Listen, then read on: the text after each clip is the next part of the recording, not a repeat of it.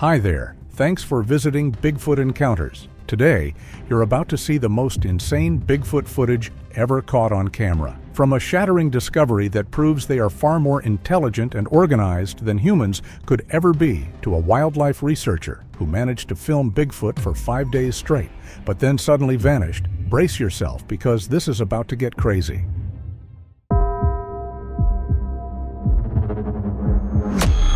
My name is Chad, and my SD card was still warm from the trail camera housing when I slid it into my laptop. I always do this the same way, sitting on the tailgate, boots still muddy from the 4-mile hike out to the ridge, cold coffee sweating in the cup holder. The timestamp reads 4:47 in the morning. The infrared kicks the footage into that flat gray wash, and at first I think it is an elk standing wrong, some trick of shadow against the pine trunks. Then it moves, and the shoulders roll in a way no elk shoulder has ever rolled, and I sit up so fast I nearly knock the laptop off my knee. Bigfoot was standing 8 yards from the lens, broad as a doorway, dark fur matted across a chest, marked with old scars that catch the infrared like pale seams. This Bigfoot is enormous. I would guess 9 feet if it straightened all the way up, which it is not doing because it is watching something just outside the left edge of the frame. I hold my breath. A second shape steps into view. This second Bigfoot is smaller, maybe 7 feet, and the difference between the two of them is not just height. The fur is patchy along the shoulders, thinner, the color a shade lighter, almost rust in places. Every movement this smaller Bigfoot makes is careful, coiled, the kind of body language I have seen in young animals that already know something about the world can hurt them. Both of them are carrying meat. I pause the footage right there and just stare at the screen for a solid minute because that detail alone breaks something in my head. Bigfoot, carrying a fresh haunch of what I will later confirm from the drag marks, was a white-tailed deer. 2 of them, independently sourced kills apparently, because the cuts do not match. I press play again, and my stomach drops even sooner this time, because now I know what is coming, and somehow that makes it worse instead of better. The massive Bigfoot starts closing the distance on the smaller one with slow, deliberate strides that never hesitate, and every instinct I have built from years of watching wildlife footage screams that this is about to become a robbery. Bigger animal wants what smaller animal has. That is the whole grammar of the wild, the one rule that almost never breaks. Dominance, intimidation, theft. The massive Bigfoot's shoulders drop low, its head extends forward, and its arms swing less with each step until its entire posture looks heavy with intent. I have only ever associated that body language with intimidation, with an animal preparing to force another one to surrender something valuable. I actually say something out loud to my empty truck, some version of "here we go, brace for it," because I think I am about to watch Bigfoot bully Bigfoot out of a meal. Even before they touch, I have already written the ending in my head, because every predator I have ever studied follows the same script. That is not what happens. The smaller Bigfoot does not flinch, does not tighten its grip on the meat, does not lower itself into a defensive stance, and does not run. It stands there almost impossibly calm, as though the larger Bigfoot approaching is not a threat at all. Then, instead of focusing on the meat, it turns half sideways toward a low shrub at the edge of the frame, some kind of berry bramble with deep red clusters that remain visible even through the grainy infrared image. The movement is slow, controlled, almost casual. With its free hand, the smaller Bigfoot strips a fistful of berries from the branch without taking its eyes completely off the larger Bigfoot. Then it extends its arm forward, palm up, holding the berries out in the exact universal gesture of an offering. I have watched this sequence 6 times now, pausing it frame by frame until the video turns into a slideshow, and it simply does not read as anything else. Not surrender, not distraction, not fear. Bigfoot offering food to another Bigfoot. The massive Bigfoot stops mid-stride, just stops, no more than 10 feet from full contact, and lowers its gaze to that open palm. For several long seconds, neither Bigfoot moves at all, and the entire encounter becomes something I cannot fit into any explanation I brought with me. What happens next is the moment that changes everything I thought this was going to be. Even after all these replays, it is still the part that catches me off guard. The massive Bigfoot reaches out, takes the berries from the smaller Bigfoot's open hand, and pauses. There is no rush, no possessive grab, no attempt to seize the meat at the same time. It simply brings the berries to its mouth and eats them, slow and unhurried, chewing with its head tilted ever so slightly, like it is actually considering the flavor. The smaller Bigfoot never backs away during any of this. It just waits. Then the massive Bigfoot looks down at the haunch it has been carrying, shifts its grip, plants both enormous hands on either side side of the meat and tears it cleanly in half with a single motion that looks almost effortless for something that size. There is no struggle, no dramatic display of strength, just one smooth pull, and suddenly there are two equal portions. The massive Bigfoot extends one half forward. The smaller Bigfoot accepts it without hesitation. No snatching, no signs of fear, no aggression from either side, just an exchange that is as calm and orderly as a handshake at a farmer's market. For another second, they simply stand there facing one another before the smaller Bigfoot turns, cradles its new half-share, and walks quietly into the tree line. The massive Bigfoot watches it disappear between the trunks, then turns the opposite direction and vanishes into the forest as well, the last thing visible in the infrared image being the berries still clutched in its other fist. I want to be careful here because I know exactly how this sounds, and I know the temptation is to dismiss it the moment someone describes it out loud instead of showing the footage. But watch the sequence yourself and tell me this is not a trade. Tell me this is simply dominance or scavenging or coincidence, because I cannot make those explanations fit what is actually on the screen. The smaller Bigfoot voluntarily offers something before any force is used. The massive Bigfoot accepts that offering instead of taking the meat. Only after receiving the berries does the massive Bigfoot divide its own food and hand over an equal share. Both Bigfoot leave carrying something they did not arrive with, and neither one attempts to follow, threaten, or challenge the other afterward. If you showed me the same interaction between two people dressed in heavy winter clothing, nobody would hesitate to call it a barter. Yet, because these are Bigfoot, we instinctively reach for simpler explanations, even when they stop matching the evidence in front of us. On this ridge, in the cold gray hour before dawn, Bigfoot appeared to recognize that berries had value, offer them in exchange for meat, receive an equitable portion in return, and walk away with the exchange complete. That is not the kind of animal behavior we have been taught to expect. Whether there is another explanation or not, what the footage appears to show is something that looks remarkably like economics. It looks like Bigfoot operating a barter system in the middle of a national forest while the rest of us are asleep. I ran the numbers on this exchange more than once because I wanted to be sure I was not projecting a story onto something that could be explained away as coincidence. The berries the younger Bigfoot offered were not just any berries pulled at random. They came from a specific bramble that, based on the other cards I pulled off this same ridge over the following 2 weeks, only fruits along a narrow band of elevation about 400 feet higher than where the deer typically bed down. That means the younger Bigfoot had to know, ahead of time, exactly where to find something the massive Bigfoot would want, and had to be carrying it, or know where to retrieve it quickly, at the precise moment it needed leverage. That is not luck, that is planning. Bigfoot, stocking a form of currency before it was ever needed, the same way a person might keep cash folded in a jacket pocket, just in case. The more I sat with that detail, the less this whole exchange looked like an accident of two animals crossing paths, and the more it looked like a transaction two parties had run before, comfortable enough with the terms that neither one hesitated. This new footage might uncover a lot about Bigfoot, but if you truly want to hear everything I've discovered, you can find it at the link in the description. Not everything can be shared on this platform. It's simply too sensitive. If two Bigfoots trading meat for berries at 4 in the morning is enough to rattle you, buckle in, because the very next clip on this card introduces a third figure to this ridge. And the moment it arrives, the massive Bigfoot that just dominated every frame suddenly looks like the smallest, most nervous thing in the whole forest. I almost skipped past the next clip because the timestamp is only 6 minutes later, and I assume it is more of the same pair circling back through frame. I am wrong, and I am wrong in a way that makes the hair stand up on my arms even now, months later, describing it to you. A third shape enters from the right side of the screen, and everything about how it moves is different from the first two, where the massive Bigfoot moved with weight and purpose, and the younger Bigfoot moved with nervous energy. This new arrival moves slow, stooped, deliberate in a way that reads unmistakably as old. The fur around its face is pale, almost silver against the infrared, a stark collar of gray running from the temples down along the jaw. Its shoulders carry a permanent forward curve, the posture of something that has spent decades bearing weight, decades walking these ridgelines, long before any trail camera was bolted to a pine trunk.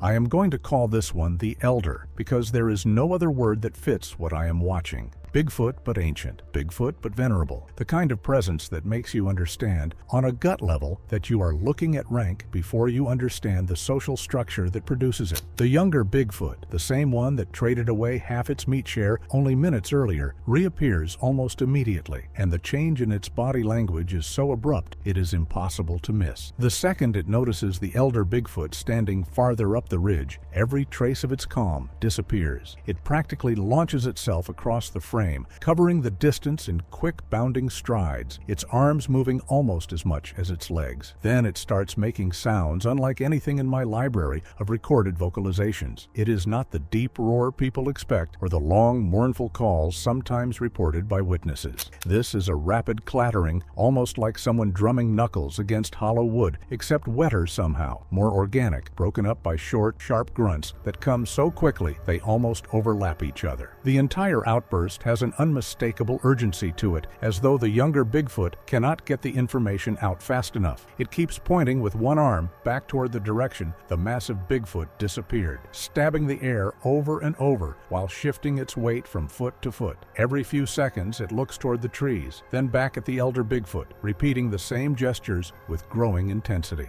I do not think I am reaching when I say the whole interaction looks exactly like a child running to a grandparent to report something that just happened with an older sibling. Bigfoot tattling. Bigfoot seeking justice from an authority it clearly knows, recognizes, and trusts. The elder does not rush. That is the detail that gets me every time I rewatch this clip. There is no urgency in the response, no barking correction, no display of force to match the report. The elder simply turns and begins walking, slow and rolling, toward wherever the massive Bigfoot has gone, and the younger one falls in step half a pace behind, practically vibrating with anticipation. I switch to the next camera in the sequence, camera 4, staked about 60 yards further down the drainage. And there it is, the massive Bigfoot, still working through the last of its berries, utterly unaware that judgment is walking its way through the timber. The elder approaches without a single aggressive cue. No bared teeth, no chest display, no vocalization at all. It simply walks directly up to the massive Bigfoot, 9 feet of scarred muscle that dominated every frame it appeared in 20 minutes earlier, and places one hand flat against its chest. That's it. One hand resting there, still as a held breath, and the massive Bigfoot, the same creature that closed distance on a smaller rival, with its shoulders dropped and its head lowered like a linebacker, goes instantly, completely still. No resistance, no posturing, no attempt to shrug the hand away. Bigfoot, the biggest and strongest thing I have ever put on camera, simply yields. I need you to sit with how strange that is, because I have. There is no fight here, no scuffle, no show of dominance requiring a show of submission in return. What I am looking at is not a pecking order built on size and violence, the kind of hierarchy you see in every nature documentary about wolves or primates. This is something else entirely, a structure where physical power defers, immediately and without hesitation, to something else: authority, wisdom, and seniority. Whatever word you want to use, the massive Bigfoot has it beaten into its bones that the elder outranks it, and it does not require force to enforce that ranking. Bigfoot has a chain of command,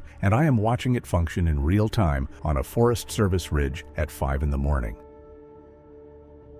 That single hand on that scarred chest should have been the strangest thing I saw all week. It was not even close, because the very next clip drags all 3 of these Bigfoots back together over a fresh kill. And what the elder does with that carcass is going to make you rethink everything you assumed you understood about how these creatures organize themselves. The third clip picks up 11 minutes after the confrontation at camera 4. And by the time it starts, all 3 Bigfoots, the massive one, the younger one, and the elder, have converged around what the drag trail tells me is a fresh deer carcass, dragged in from somewhere off camera. I do not know which one of them made the kill. And honestly, by this point in the footage, it does not matter, because what happens next has nothing to do with who caught the meal and everything to do with who decides what happens to it. The elder moves to the carcass first, and the other 2 hold position, several feet back, and simply wait. I want to emphasize how unnatural that restraint looks on a body that size. The massive Bigfoot, easily the strongest thing in frame, could tear into that deer and have half of it consumed before the other 2 took a single step. It does not. It stands there, arms loose at its sides, watching the elder work. The younger Bigfoot mirrors the posture almost exactly, a few feet further back, patient in a way that reads as learned behavior rather than instinct. Bigfoot, waiting its turn. Bigfoot, respecting a process I did not know existed until this exact moment. The elder begins dividing the carcass, not tearing chaotically, not gorging, but working through it with hands that clearly know the anatomy, separating it into 3 distinct portions with what looks like real intent behind every motion. One portion, clearly the largest, gets set slightly apart. A second, noticeably smaller, gets placed beside it. A third, the smallest by a wide margin, stays closest to where the elder itself is kneeling. I paused here and measured against the tree trunks in frame for scale more than once, because I needed to be sure I was not imagining proportions that fit a narrative too neatly. I was not imagining it. Bigfoot portioning meat by some internal logic that produces 3 unequal, deliberate shares. Then the elder does something that, out of everything on this card, might be the single detail I keep coming back to at 2 in the morning when I cannot sleep. It slides the largest portion across the dirt toward the massive Bigfoot. Not tosses it, not drags it carelessly. Slides it, controlled, the way you would push a plate across a table to someone sitting across from you. The massive Bigfoot does not move until the portion has come to a full stop in front of it. Only then does it reach down and take it. The medium portion goes next, slid with the same deliberate control toward the younger Bigfoot, who shows the identical restraint, waiting for the slide to finish before claiming its share. The elder keeps the smallest portion for itself. Nobody grabs and nobody growls. Nobody so much as leans forward early. 3 Bigfoots gathered around one kill, each one waiting on a system that assigns portions according to some rule I cannot fully decode from a trail camera 90 yards up a drainage, but a rule, unmistakably, that all 3 of them already know and already accept without a shred of resistance. This is not a scramble for calories. This is not survival of the pushiest. Bigfoot has a distribution system, and every member of this group, powerful or small, ancient or young, defers to it without complaint. I have covered a lot of strange footage over the years on this show, but I want to be honest with you. Watching that meat slide across the dirt, watching 2 enormous creatures wait their turn like it was the most natural thing in the world, is the closest I have ever come to feeling like I was watching a courtroom instead of a forest. And if you think that comparison is a stretch, wait until you see what this same elder does 2 days later when it finds something in these woods that should not exist, and turns straight to my camera to make sure I understood exactly what it found.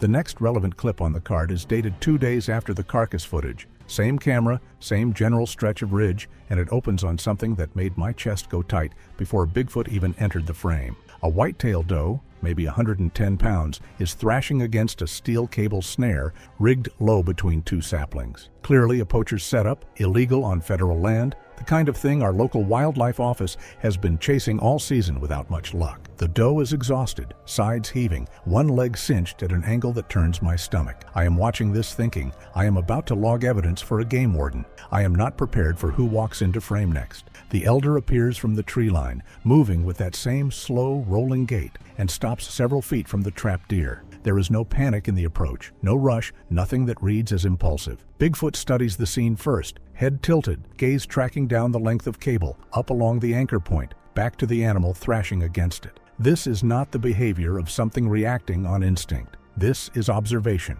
assessment. The elder is reading the mechanism the way an engineer might read a jammed piece of equipment before deciding how to fix it. And I have never watched an animal do that on any card I have pulled in 15 years of running cameras. Bigfoot traces the cable with one hand, following the line from the doe's leg all the way back to where it is lashed around the base of a sapling, acting as the anchor. It grips that sapling, tests it once with a light pull, and then, without any wasted motion, twists. One deliberate rotation of the wrist and forearm, and the anchor snaps clean at the base. The tension releases instantly. The doe bolts the second the cable goes slack, crashing off through the brush so fast the camera barely catches the blur of her. The elder does not chase, does not react to the noise, does not even turn to watch her go. Bigfoot already has its attention on something else entirely. The ruined trap lying coiled in the dirt. What happens over the next 90 seconds is the reason I am recording this episode at all. The elder gathers up the broken length of cable and the metal anchor stake still wired to it,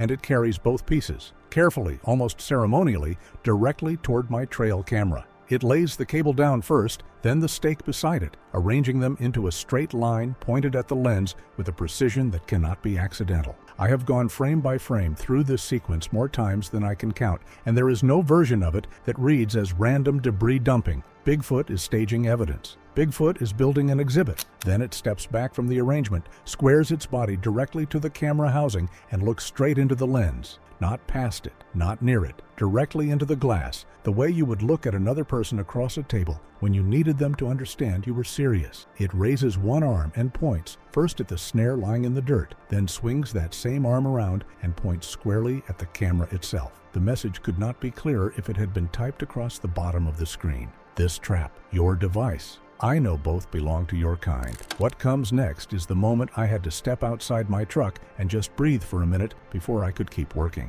The elder draws one hand slowly across its own throat, a single unmistakable cutting gesture, and holds that pose. Not a flinch of emotion, a held gesture sustained for a full 3 seconds by my frame count, eyes locked on the lens the entire time. Then it lowers the arm, turns, and walks unhurried back into the timber, leaving the broken snare laid out in that deliberate line. For whoever came to check the card next, that was me. I was the one it left that message for, whether it knew that or not, and I have not been able to shake it since. I need you to understand what that sequence actually contains, laid out piece by piece, because I do not think we say it plainly enough. Bigfoot recognized a human-made object. Bigfoot understood that a mechanical trap required a specific method to disable, and executed that method correctly on the first attempt. Bigfoot recognized my camera as belonging to the same species responsible for the snare. Bigfoot then constructed a physical arrangement of evidence, positioned it deliberately for the camera to record,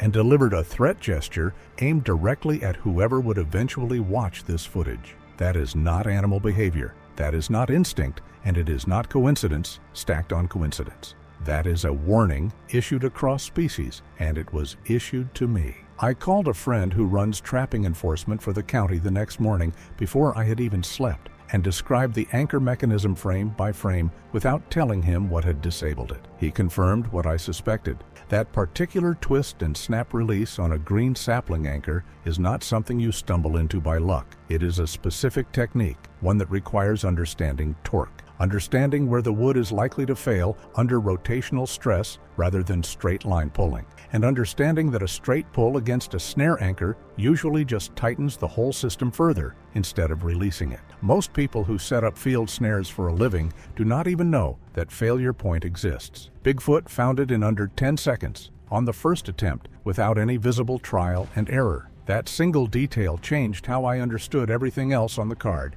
because it meant this was not the first trap the elder had ever encountered. Somewhere out on that ridge, across however many years this creature has walked it, Bigfoot has run into human snares before, learned exactly how they fail, and carried that knowledge forward the same way any of us would carry a skill we picked up the hard way. I thought that snare footage was the peak of what this card could deliver. I thought nothing left on that memory chip could top a 9-foot elder staring down my lens with a threat gesture held for 3 full seconds. I was wrong, because the very last file on the card is not more forest footage at all. It's the moment everything I just described finally caught up with me, sitting alone in my truck at midnight, and I understood exactly what these 3 Bigfoots have actually been doing on this ridge the whole time. I watched the snare clip 9 times in a row before I could make myself stop. Then I went back and watched the trade at camera 2 again, and the mediation at camera 4, and the carcass division, and by the 3rd full pass through all 4 clips. Back to back, I was not thinking about Bigfoot as a cryptid anymore, not thinking about this the way I have thought about every prior podcast episode I have ever recorded. I was thinking about what kind of society produces this specific sequence of behavior in this specific order, across 4 days, on one stretch of ridge. Bigfoot, across every single clip on this card, was not behaving like an animal reacting to stimulus. Bigfoot was behaving like a citizen operating inside a system. Run it back with me piece by piece, because the pattern only fully lands once you stack it. First, an economy. 2 Bigfoots trading berries for meat, an even exchange freely offered and freely accepted. No coercion on either side. Second, a government, or at minimum a recognized chain of authority.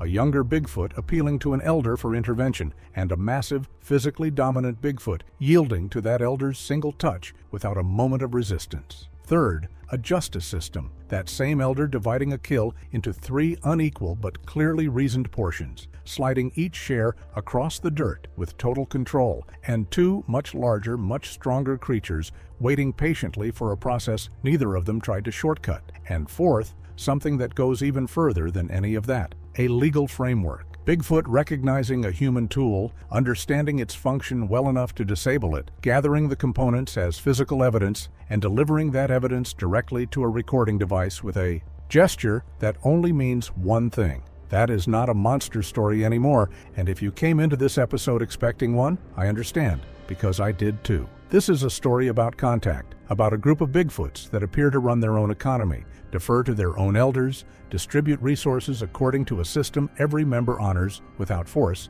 and have concluded, correctly it turns out, that the best way to communicate a grievance to humans is through the exact device humans use to watch them. The cutting gesture at the end of that snare clip was not a threat thrown out in blind rage. It was measured, held for a precise 3 seconds, delivered directly to the lens, and then the elder simply walked away. Message sent, point made, no further violence required. Bigfoot did not need to destroy my camera to prove it understood exactly what that camera was.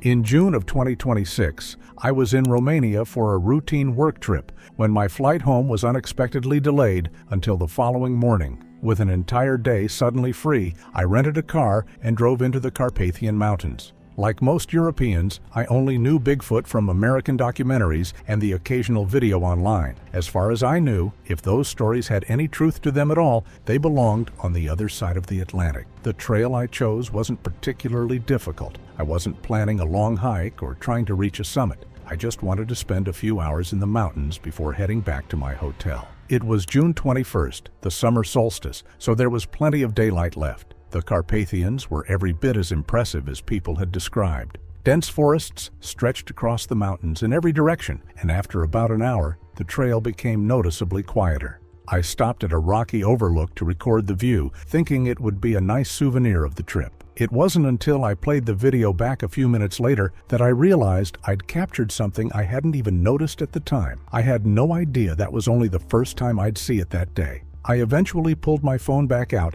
just to see how the video had turned out. The scenery looked exactly how I remembered it, but right as I was about to close it, something moving near the tree line caught my eye. I dragged the video back a few seconds. For maybe 2 or 3 seconds, a large, dark figure crossed a narrow opening between the trees before disappearing into the forest again. It happened so quickly that I honestly wondered if I'd just mistaken a shadow for something moving. I zoomed in, but all that did was turn a blurry shape into an even blurrier one. What caught my attention was the way it moved. There was no hurry to it at all. I stood there watching the same stretch of forest for another minute, hoping I'd catch another glimpse. I figured I'd already missed my chance. It turned out the day was just getting started. I eventually gave up waiting and continued along the trail. Maybe 15 or 20 minutes later, I reached a section where the path curved around the side of the mountain. The trees opened up just enough to give me a view into the next valley. That's when I saw movement again. This time, I already had my phone in my hand, and I managed to record several seconds before it disappeared behind the trees.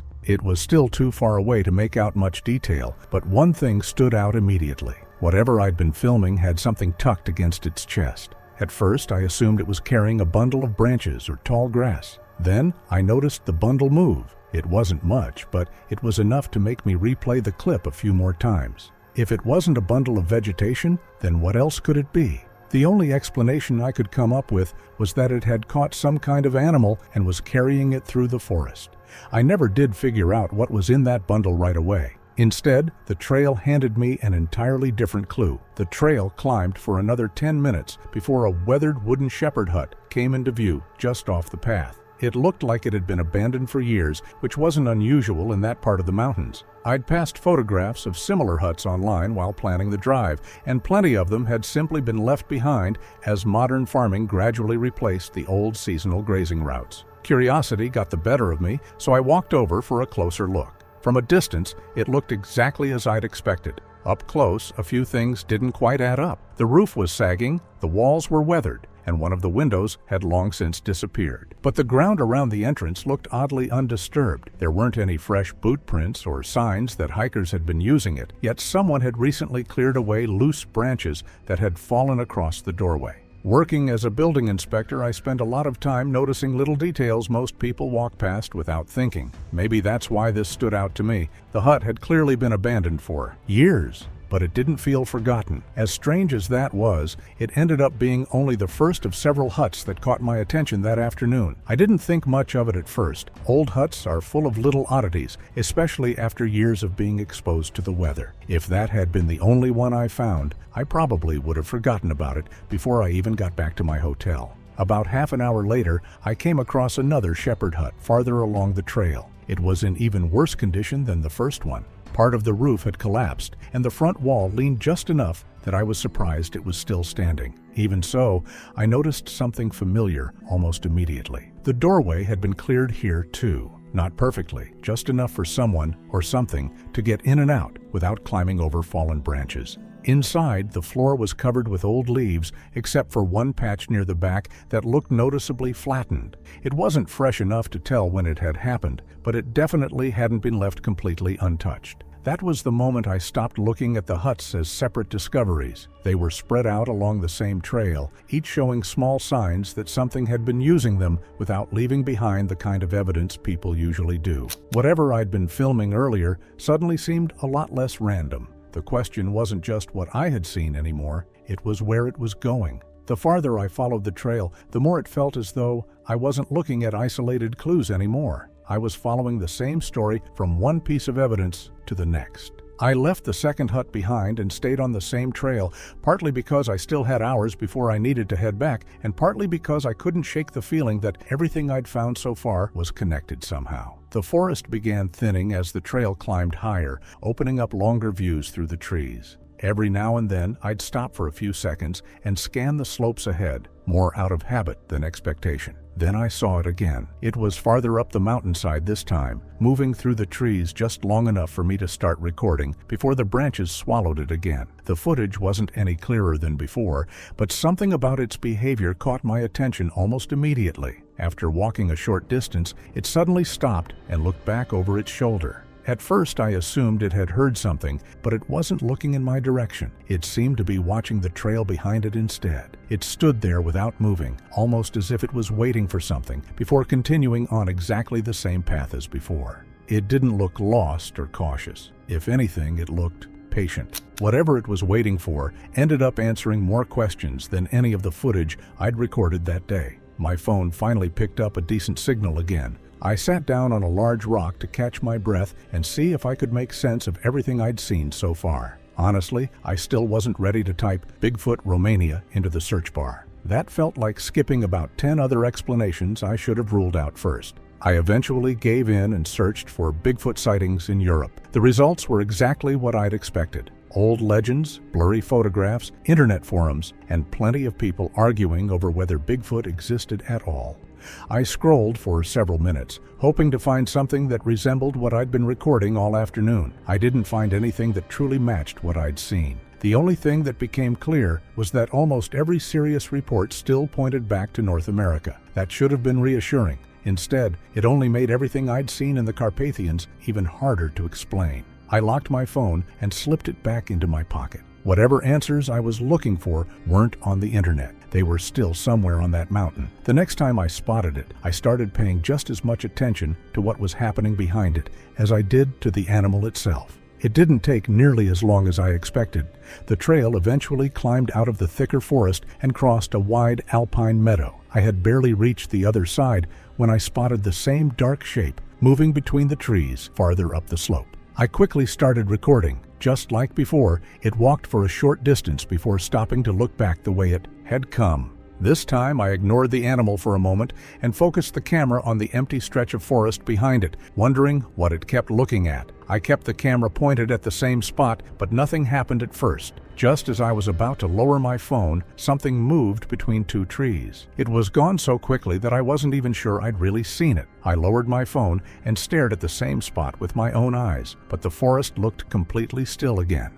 Maybe it was another animal. Maybe it was just the wind moving a low branch. Whatever it was, the larger animal seemed satisfied. It turned around and continued walking without looking back again. That tiny glimpse lasted less than a second. It was enough to convince me something else had been on that mountainside. With more questions than answers, I locked my phone, slipped it back into my pocket, and continued up the trail. The trail became steeper after that, and before long, I was paying more attention to where I was putting my feet than to what was happening around me. Every now and then, I'd stop to catch my breath, glance toward the trees, and then carry on. It wasn't another sighting that made me stop this time. I hadn't gone much farther when a long wolf howl echoed somewhere across the valley. It wasn't close enough to make me panic, but it was close enough to make me stop walking. A second howl answered it from deeper in the forest, followed by another a few moments later. I stood there listening until the sounds gradually faded into the distance. Only then did I continue up the trail, reminding myself that the wolves probably wanted nothing to do with me. At the time, I had no idea something else in those mountains would soon give them a reason to leave. A cluster of berry bushes beside the trail had been stripped almost bare. At first, I didn't think much of it. Birds, deer, and even bears all feed on berries. But a few meters farther on, I noticed several young trees with long strips of bark missing much higher than I could comfortably reach. Another 100 meters beyond that, a large rock had been rolled over, exposing fresh soil and insects underneath. Each one of those things could probably be explained on its own. Seeing all of them within such a short stretch of trail felt different. The more I looked around, the more it seemed as though something large had passed through, not very long before I had. Whether that had anything to do with the animal I'd been following, I still couldn't say. A few minutes later, I finally found the first clue that left a lot less room for doubt. The clue didn't take long to appear. A fallen pine had come down across part of the trail, forcing me to step off the path and squeeze between a couple of younger trees. As I brushed past one of them, something caught my eye. Several long, dark strands of hair were snagged on a patch of rough bark at about shoulder height. They were coarse, almost wiry, and much longer than the fur I'd expect to find on any of the local animals I'd been reading about.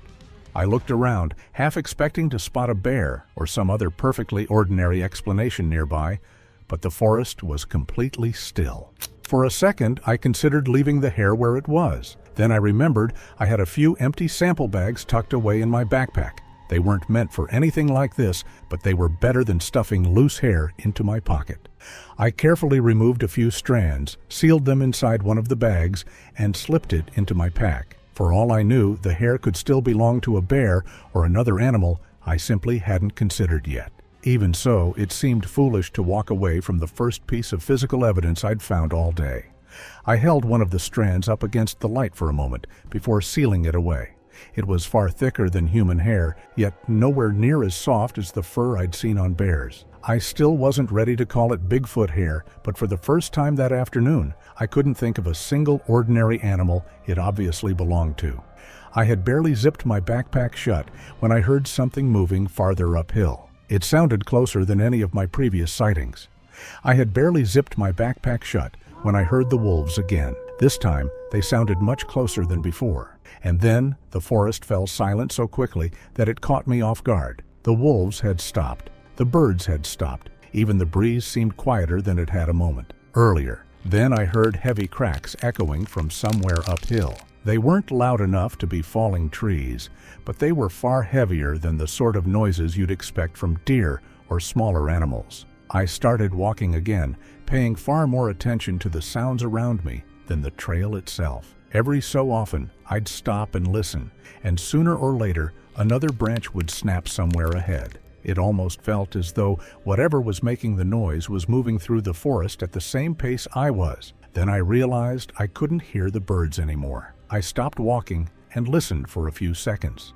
The breeze was still moving through the trees, but everything else had fallen strangely quiet. After hearing so much activity only moments earlier, the silence was impossible to ignore. The next branch to snap hadn't come from farther up the mountain like all the others. It came from somewhere off the trail, almost level with where I was standing. That was the first moment I realized I wasn't simply following it anymore, and it changed the rest of the afternoon completely. I stayed exactly where I was. The branch had snapped somewhere off to my right, close enough that there was no point pretending I'd imagined it. I slowly turned toward the trees and raised my phone, expecting whatever had made the noise to step into the open. It never did. The forest looked exactly as it had a moment earlier. Every tree, every patch of undergrowth, every shadow seemed completely still. I kept scanning the same area, convinced that if I looked long enough, I'd eventually spot some kind of movement. Instead, I heard it. A slow, steady breath drifted through the trees. It was so faint that I probably would have missed it if I'd still been walking. I listened, and before long, I heard another breath from almost the same spot. Whatever was hiding in those trees couldn't have been far away. The undergrowth was too dense to see more than a few meters between the trunks, and for the first time all afternoon, I realized I might be the one at a disadvantage. I was standing in the open while whatever I'd been following had all the cover it needed. Waiting for it to step into view suddenly didn't seem like much of a plan. If I wanted another look at it, I was going to have to leave the trail. Leaving the trail wasn't a decision I made lightly. The Carpathians are the kind of place where it's surprisingly easy to lose your bearings once the marked path disappears behind you. Still, I couldn't ignore the feeling that if I simply carried on hiking, I'd spend the rest of the day wondering what had been hiding only a few meters away. By then, I had wandered much farther from the marked trail than I'd ever intended. My phone had lost its signal again, and the forest around me looked almost identical in every direction. For a moment, I seriously considered turning back. It probably would have been the sensible thing to do. Instead, I kept going. I picked my way through the trees as quietly as I could, stopping every so often to listen before moving again. The ground was uneven, covered with roots, loose stones, and fallen branches that seemed determined to make as much noise as possible. I wasn't trying to sneak up on anything anymore. I just wanted to see what had been standing there. The forest slowly opened into a narrow clearing no bigger than a couple of tennis courts. Nothing moved. At first glance, it looked completely empty. Then I noticed several broken branches scattered across one side of the clearing. They hadn't snapped from age or bad weather. The wood was still fresh, and the leaves hadn't even started to wilt. Whatever had forced its way through, there couldn't have done it very long before I arrived. I raised my phone and started recording again, more out of habit than anything else. A few seconds into the recording, something moved at the far edge of the clearing. Getting closer wasn't the breakthrough I'd expected. The most important detail almost escaped my attention completely. Just before the larger animal disappeared into the trees, another figure stepped into the clearing. It was another Bigfoot. The second one stayed in the open for only a moment before following the first into the forest. But that was all it took. They moved the same way. They had the same broad build and the same unusually long arms. The only obvious difference was that the second one looked slightly smaller. In an instant, everything I'd been trying to figure out that afternoon finally made sense. The first one hadn't been stopping because it was confused or unsure of where it was going. It had been making sure the one behind it was keeping up. That answered one of the biggest questions I'd had all day. The next one was even harder to explain. If there were two of them, where were they going together? Realizing there were two of them changed the way I approached the rest of the hike. Up until then, I'd been trying to keep my eyes on the larger animal whenever it appeared. From that point on, I found myself searching the spaces behind it just as often. I followed the direction they'd taken, although I was careful to leave plenty of distance between us. Every now and then, I'd catch another glimpse through the trees before they disappeared again.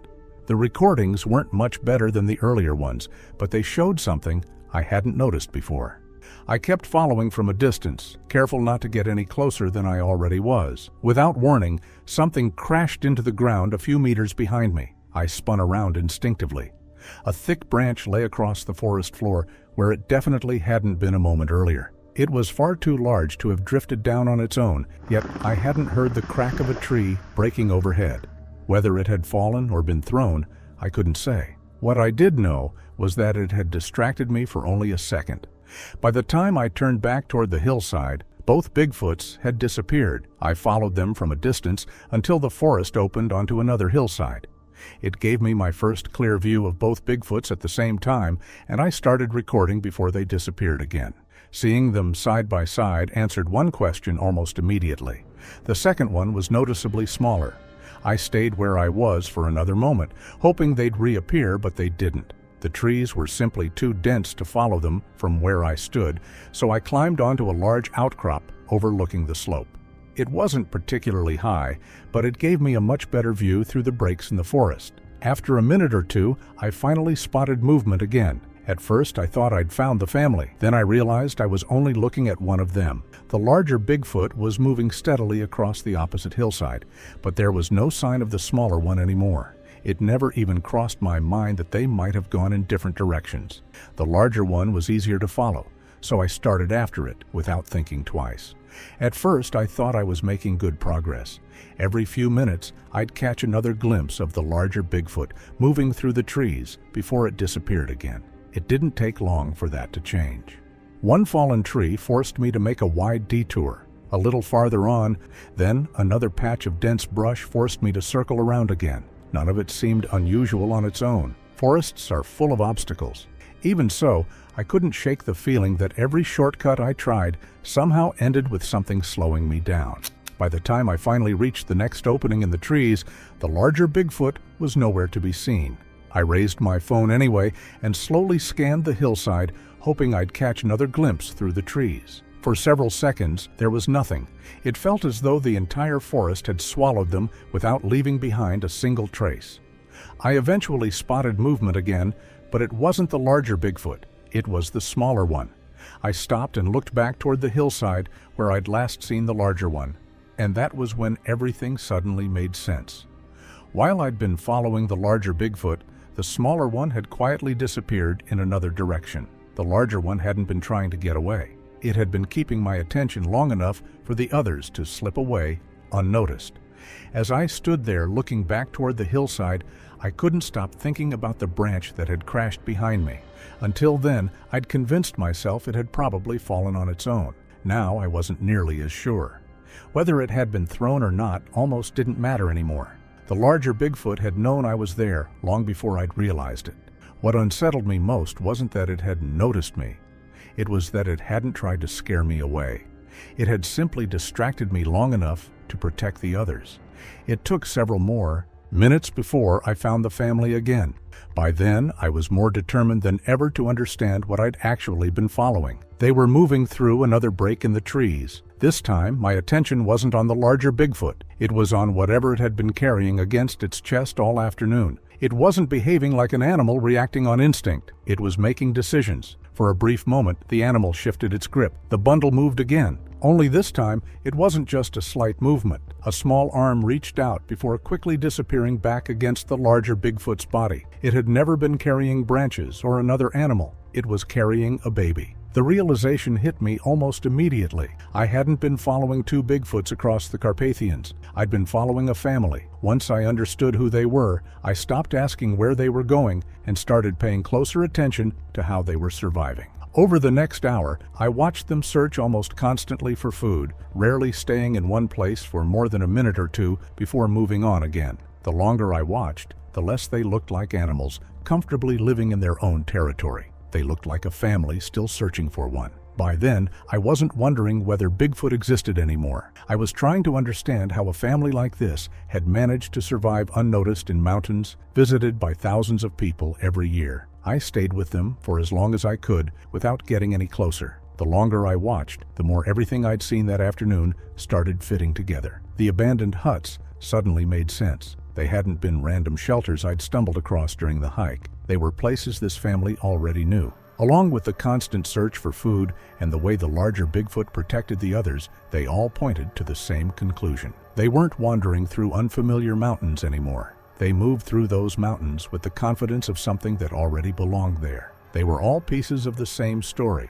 I just didn't realize that story was about to end somewhere I never would have expected. They changed direction once again, leaving the hiking trail behind. I stayed well back and followed as carefully as I could. Not much farther along, I noticed a faint game trail leading away from the hiking path. Curious, I followed it until it opened into a small clearing hidden between several large boulders. At first, it looked like another place the family had been using to rest, but something about it felt different. A low mound of earth sat near the center of the clearing, covered with carefully arranged branches and stones that looked far too deliberate to have ended up there naturally. I barely had time to take another look before movement caught my eye. The larger Bigfoot stepped quietly into the clearing with the baby still against its chest, and the smaller one followed close behind. Instead of searching for food or continuing through the forest, the family slowly gathered around the mound. None of them made any attempt to uncover the mound or search around it. They simply stood there in complete silence, as though the place itself mattered more than anything around it. At the time, I still didn't understand what I was looking at. What happened over the next few minutes gave me the clearest footage I'd recorded all day. The larger Bigfoot knelt beside the mound for several seconds before carefully brushing a few loose leaves back into place with one hand. I watched as the larger Bigfoot gently lowered the baby beside the mound before all three of them stood quietly around it. None of them searched for food or showed any interest in moving on. They simply remained there for several minutes.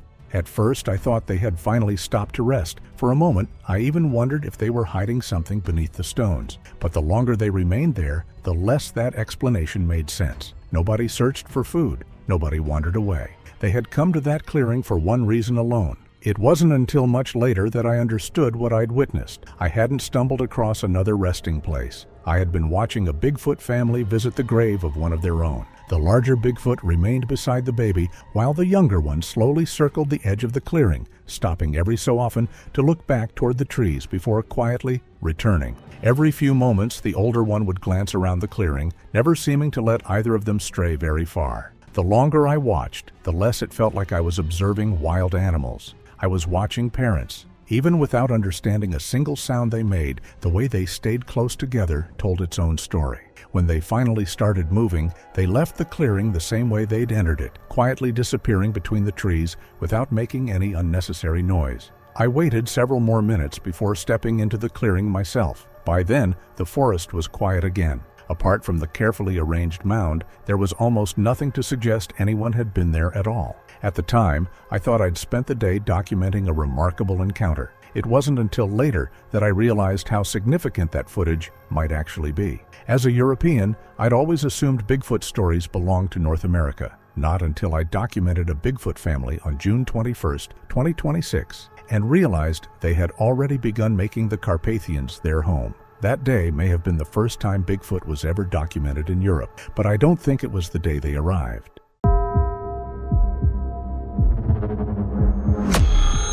Samuel McKenna was 37 years old, and if you had asked him whether Bigfoot was real, he probably would have smiled and started talking about bears, bad lighting, and wishful thinking.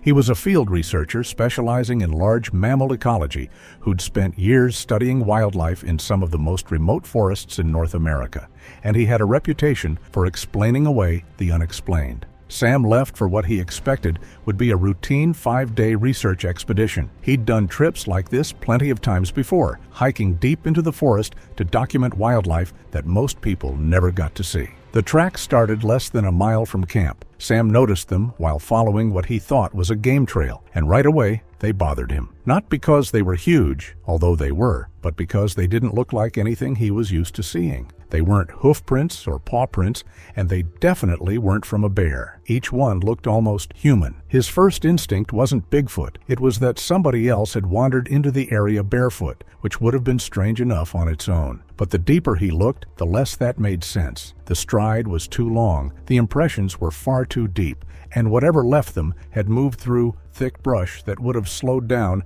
just about anything else. Most people would have turned around. Sam followed them, and before long, he realized they weren't the only tracks in those woods anymore. The deeper Sam followed the tracks, the more he felt like he wasn't alone. At first, he brushed it off. Forests are noisy places, trees creak, branches fall, and animals move through the underbrush. After years of working in the field, he knew better than to jump at every sound. But this was different. Every so often, he'd hear a heavy footstep somewhere behind him, and the moment he stopped to listen, it would stop too. A few minutes later, a branch would snap from another direction. He'd turn, wait, and find nothing. It happened often enough that even Sam started paying attention because whatever was out there seemed determined to stay just out of sight. He made it back to camp before sunset, but one thing stayed with him for the rest of the day. That night, he found out he wasn't imagining it. By the time the sun went down, Sam had convinced himself the strange feeling would pass. He cooked dinner, organized the day's photos, and recorded his usual video log. He even joked that if those footprints ended up belonging to the world's most athletic bear, he was never going to hear the end of it from his friends. Sometime after midnight, he woke up to the sound of something moving outside his tent. At first it was slow, almost careful, like heavy footsteps trying not to make any noise. A few moments later, the footsteps came back from a different direction. For the next 20 minutes, whatever was outside circled the campsite without ever coming into view. Every so often, a branch cracked under an incredible amount of weight, then the forest would go silent again. Sam never unzipped the tent, and honestly, I probably wouldn't have either. When morning came, he stepped outside expecting to find tracks from a bear or an elk. Instead, the same enormous footprints from the day before circled the campsite just beyond the trees. Whatever had walked around his camp that night was still out there. The question was, would Sam find it first, or would it find him? The next morning, he didn't waste any time. After taking a few more photos of the footprints around camp, he packed his gear, grabbed the camera, and started following the trail again. Whatever had been outside the tent had left a path that was surprisingly easy to follow, almost like it hadn't cared whether anyone found it. About an hour later, the trail opened into a small clearing. That's where he saw it. Standing between two trees was a massive figure, covered in dark brown hair. It was easily 8 feet tall, with broad shoulders and arms that hung unusually low at its sides. It wasn't crouching or hiding. It was standing completely still, facing in his direction. Instead of running, he did exactly what you'd expect a researcher to do. He raised the camera. The recording lasted only a few seconds before the creature calmly stepped behind a thick pine tree. He kept filming, fully expecting it to come out the other side, but it never did. By the time he reached the tree, the creature was gone. There was nowhere it could have disappeared to that quickly, and the only thing left behind were the same enormous footprints pressed deep into the forest floor. Later that afternoon, while recording his daily video log, he looked into the camera, let out a quiet laugh, and said, "Well, I guess Bigfoot's real." Honestly, I don't think even he realized that was only the beginning. From that point on, the trip wasn't about proving Bigfoot existed anymore. He'd already done that for himself. What he wanted now was to understand what he had just seen. The strange part was how easy it was to find again. Later that afternoon, he spotted it a second time, this time moving slowly along a ridgeline about 200 yards away. It never ran. It never looked startled. If anything, it seemed completely comfortable with the fact that someone was watching. He still thought he was the one observing Bigfoot. He had no idea it was starting to let him get closer. The more footage Sam reviewed, the less Bigfoot made sense. Every large animal he'd ever studied had one thing in common. The moment they realized a person was nearby, they either ran, hid, or became defensive. Bears didn't stand around waiting to be filmed. Wolves certainly didn't. They avoided people whenever they could. Bigfoot did neither of those things. That afternoon, he found it again, feeding along the edge of a clearing. Instead of disappearing when it noticed him, it simply looked up for a few seconds before going back to what it was doing. It wasn't frightened, curious, or defensive. That's what really caught his attention. In one of his notes that evening, he wrote that Bigfoot didn't seem comfortable around people. It seemed familiar with them. There's a big difference between those two things. During his video log that night, he laughed and said, "I've spent years trying to get bears to ignore me. Turns out the only thing that doesn't care that I'm here is Bigfoot." Leave it to Sam to crack a joke after spending the day filming Bigfoot. I don't think he realized he had just described the most unsettling part of the entire story. Bigfoot wasn't acting like an animal that had just discovered a human. It was acting like a human was nothing new. Later that afternoon, Sam decided to try something he'd never normally do. Instead of waiting for Bigfoot to cross his path again, he quietly settled into a spot overlooking the clearing where he'd seen it earlier and waited. Nearly 2 hours passed before a movement caught his eye. Bigfoot stepped out from the trees, paused, and looked straight toward the ridge where he was sitting. A few seconds later, it started walking in his direction. Sam stayed where he was with the camera rolling as the distance slowly closed to about 100 yards. Even from there, it was obvious how enormous the creature really was. Then it stopped. It simply stood there, watching him for nearly a minute before turning and disappearing into the trees without the slightest effort to hide itself. That night's recording was noticeably shorter. He still sounded excited, but something had changed. It no longer felt like he was choosing these encounters. The way he saw it, Bigfoot was deciding how close it was willing to let him get. Looking back, I think that's exactly what was happening. The following morning started quietly. Sam headed back toward the same area expecting another glimpse, but the forest felt different. He walked for nearly 3 hours without finding a single fresh track, and for the first time since arriving, it almost felt like Bigfoot had simply disappeared. Then he found one of his trail cameras. The strange part wasn't where it was how it had been left. The camera was sitting upright on a large, flat rock nearly 50 yards from where he'd mounted it the day before. It wasn't damaged. Someone, or something, had carefully removed it from the tree and left it where he was sure to find it. The last few minutes of footage showed Bigfoot walking straight toward the camera. It stopped just a few feet away, stared into the lens for several long seconds, then reached forward with one enormous hand. Recording ended there.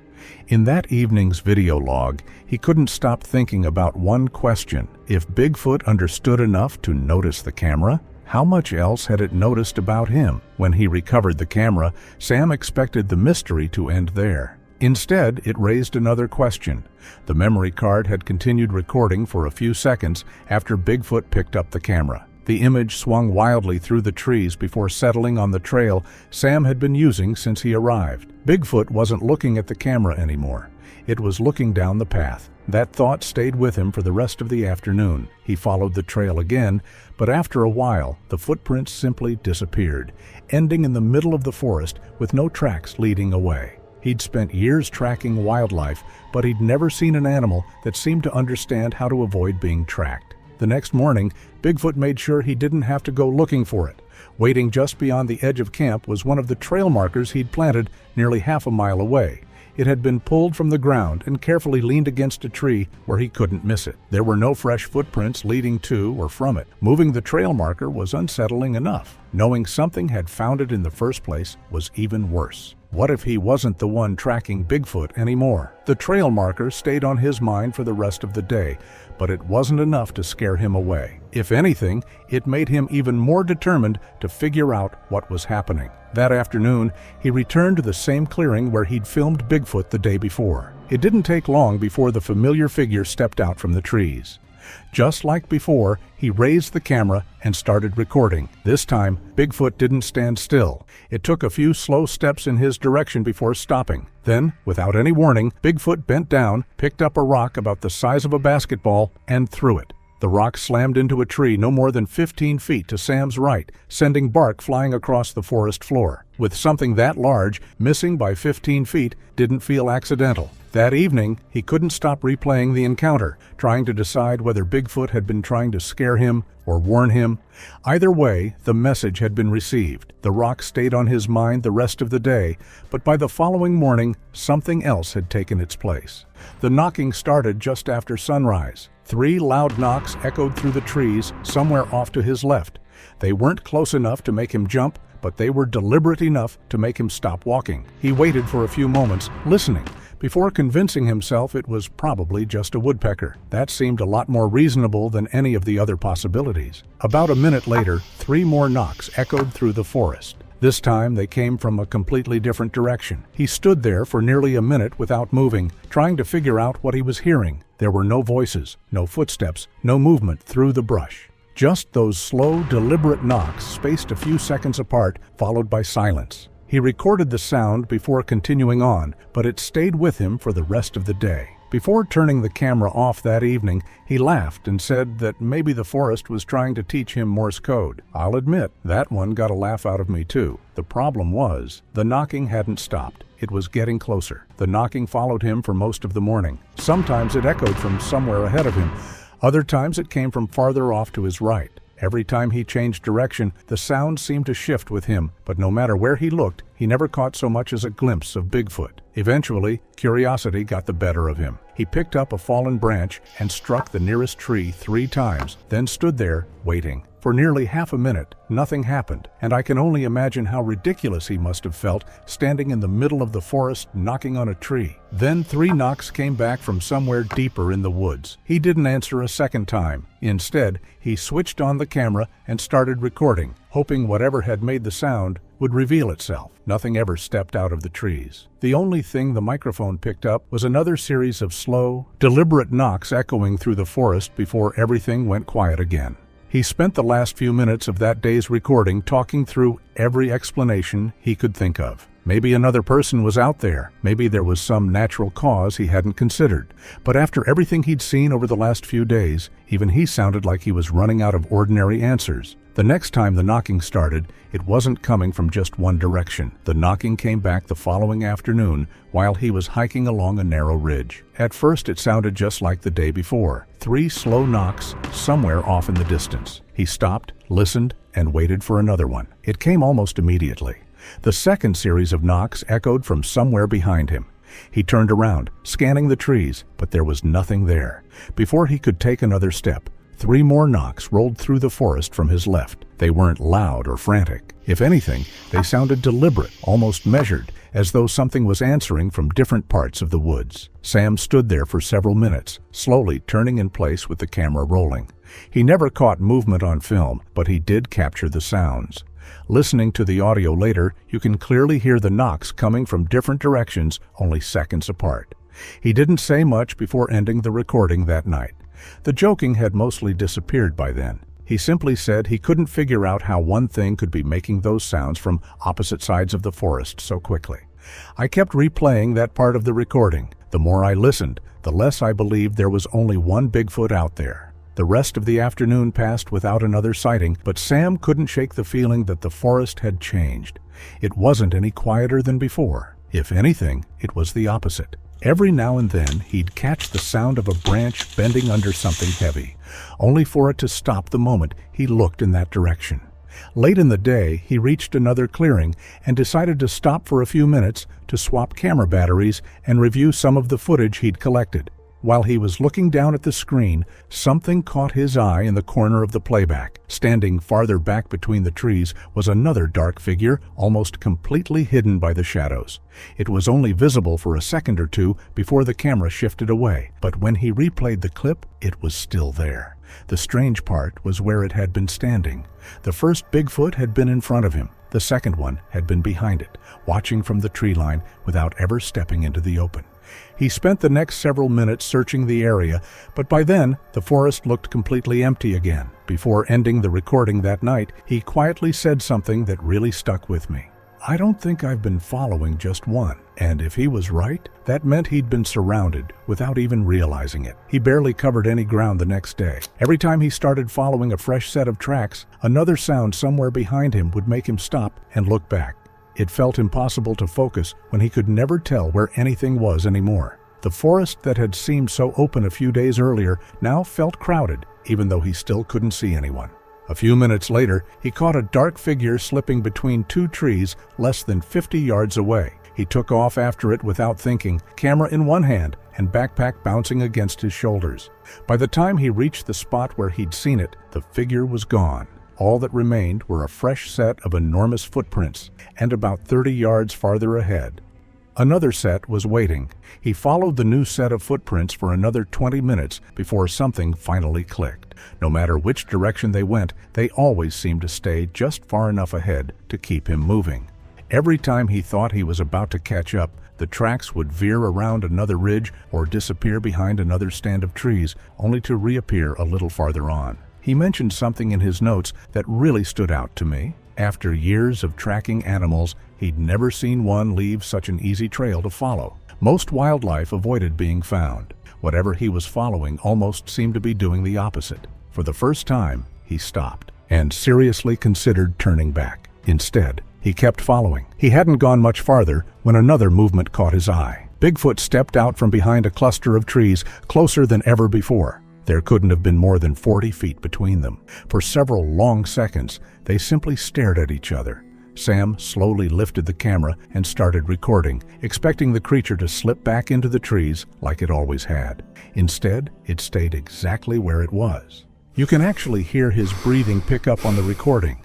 After everything he'd seen over the past few days, this was the first time he seemed genuinely unsure of what to do next. Instead of taking another step forward, he slowly began backing away, careful not to turn his back. Bigfoot never came after him. It just stood there, watching until he disappeared into the trees. Looking back, I think that was the first time Sam realized there was a difference between being allowed to get close and being allowed to leave. By the fifth morning, Sam looked exhausted. The excitement that had carried him through the first few days was gone. His voice was quieter, and there were long stretches in the recordings where he simply stared into the trees without saying anything. He mentioned he hadn't slept much the night before. Between the knocking, the footsteps, and the feeling that something was always just outside camp, real sleep had become hard to come by. Even so, he wasn't ready to leave. He packed up his gear, looked over the map one last time, and decided to follow the same trail where he'd had the closest encounter the day before. He said if he could just get one clear explanation for everything that had happened, the trip would be worth it. I think that's the moment he stopped thinking like a researcher. He was chasing answers, and whatever was waiting deeper in that forest seemed more than willing to give him one. He found the trail almost immediately, but this time something felt different. The footprints were easy to follow, almost too easy. Every few hundred yards, another fresh print appeared in the soft ground, just enough to keep him moving without ever letting him catch up. After another 10 minutes, he realized the forest had gone completely silent. There weren't any birds calling overhead or squirrels darting through the brush. Even the constant background noise he'd gotten used to over the past few days had disappeared. After years of working outdoors, Sam knew silence like that usually meant every other animal had already decided it was safer to leave. A branch cracked somewhere ahead. He raised the camera and slowly started walking toward the sound. Before he'd taken more than a few steps, another branch snapped behind him. He turned immediately, expecting to catch something moving between the trees, but there was nothing there except rows of pines stretching in every direction. He kept recording as he moved forward, stopping every few yards to listen. Nothing else made a sound. It wasn't until later, while reviewing the footage at camp, that he noticed a dark figure slipping through the trees off to his right. It only appeared for a second before disappearing again. But one thing became painfully obvious. It hadn't been in front of him. It had been walking alongside him the entire time. That discovery stayed with him for the rest of the afternoon. Instead of heading back to camp, he sat down with the map, his notes, and the GPS recordings from the past few days, trying to make sense of where all these encounters had happened. At first, nothing stood out. Then he started drawing lines between each location. The first sighting, the ridgeline, the clearing, the trail camera, the place where the rock had landed. None of them were random. They formed a slow, winding path that led deeper into the forest. He spent the next few minutes staring at the map without saying a word. When he finally spoke, he wondered out loud if he'd been asking the wrong question the entire time. Instead of trying to figure out where Bigfoot was going, maybe he should have been asking where Bigfoot was taking him. He folded the map, packed it away, and kept walking. The next set of footprints was already waiting for him. The footprints led him into a narrow valley he'd never planned on visiting. It wasn't marked on any of his original routes, and judging by how overgrown the trail had become, very few people had walked through it in a long time. The first thing he noticed was the size of the trees. They were older, taller, and packed so tightly together that very little sunlight reached the ground. Even in the middle of the afternoon, the whole valley felt strangely dim. Then he started seeing footprints. Some looked fresh, while others had already begun filling with leaves and pine needles. They crossed over one another in every direction, making it almost impossible to tell which way any one of them had gone. He slowly turned the camera, trying to capture as much of the ground as possible. For the first time since arriving, Sam stopped following the tracks. He'd finally reached the place where they all seemed to lead. He hadn't been in the valley long before movement caught his eye. A dark figure stepped out from behind a massive cedar no more than 30 yards away. Instead of disappearing, it stood there watching while he slowly raised the camera. A few seconds later, another figure moved between the trees farther up the valley, then another. He slowly turned in a circle, but no matter where he pointed the camera, there always seemed to be another shape standing just beyond the tree line. He wasn't looking at a lone Bigfoot anymore. He'd walked into their territory. That was enough. After spending nearly an hour in the valley, Sam made his way back toward camp without stopping to film anything else. The excitement that had brought him into the forest was gone. Whatever answers he'd been looking for, he felt like he'd already found more than he was prepared for. Back at camp, he started packing his gear and mentioned that leaving in the morning was probably the smartest decision he'd made all week. He even laughed that his dogs were going to get a very long walk when he got home because he'd had enough of sleeping in the woods. Then he opened the camera one last time to review the footage from the valley. That's when he noticed one of the figures hadn't been watching from a distance. It had been following him back toward camp. Sam headed back without stopping again, and for the first time since the trip began, he wasn't thinking about finding Bigfoot. He was thinking about getting home. He spent the evening packing most of his gear and making sure everything was ready for an early start the next morning. He even mentioned that 5 days in the woods had been more than enough, and that a hot meal and a real bed were sounding better by the hour. Before calling it a night, he sat down to review the footage from the valley one last time. Every encounter over the past 5 days had happened deeper in the forest than the one before it. Without realizing it, he'd spent the entire expedition walking exactly where Bigfoot wanted him to go. The next morning, Sam broke camp just after sunrise and started hiking toward the trailhead. For the first hour, everything felt almost normal. There weren't any strange sounds, no movement between the trees, and no fresh footprints waiting for him around the next bend. After everything that had happened over the past 5 days, the silence almost felt reassuring. Then he spotted another footprint. It was fresh. A few minutes later, there was another. The tracks weren't leading away from him anymore. They were heading in the same direction he was, appearing every so often along the trail as though something had passed through only moments earlier. He slowed down, scanning the woods on either side of the path, but never saw what had made them. It looked like he wasn't the only one leaving the valley. Sam never made it out that morning. About an hour after leaving camp, the camera captured its closest footage yet. One Bigfoot stepped out from behind a line of trees less than 20 feet away and stood perfectly still, staring at him. And then another Bigfoot emerged farther down the trail. Then another appeared behind him. He slowly turned in a circle, but every direction was the same. One stood ahead of him, another off to his left, another behind him. They weren't surrounding him by accident. They were blocking every way out. The next few minutes were some of the hardest parts of the footage to watch. The camera shook as Sam slowly backed away, never taking his eyes off the tree line. The Bigfoot didn't chase him, but they didn't leave either. Every time he tried to back away, another dark figure would quietly appear farther ahead, forcing him to stop again. He stopped talking completely. The occasional heavy breath was the only reminder that the camera was still recording. Then, without warning, he turned and started running. The footage became almost impossible to follow after that. The camera bounced wildly as Sam pushed through the trees, and every few seconds, another loud crack echoed somewhere behind him. More than once he glanced over his shoulder, but whatever was chasing him never stayed in frame long enough to make out clearly. Then the camera suddenly stopped moving. For a few seconds, all it captured was the forest. A heavy set of footsteps came from somewhere just outside the frame. The camera tilted sharply toward the ground, and that was the last thing it ever recorded.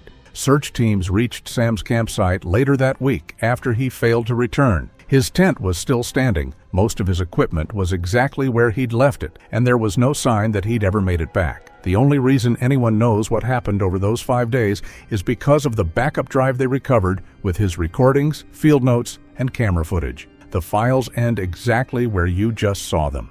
After that, there isn't another recording, another note, or any clue that explains what happened to Samuel McKenna. But one thing is certain, Samuel McKenna spent 5 days filming what he believed was Bigfoot. Then he vanished without a trace.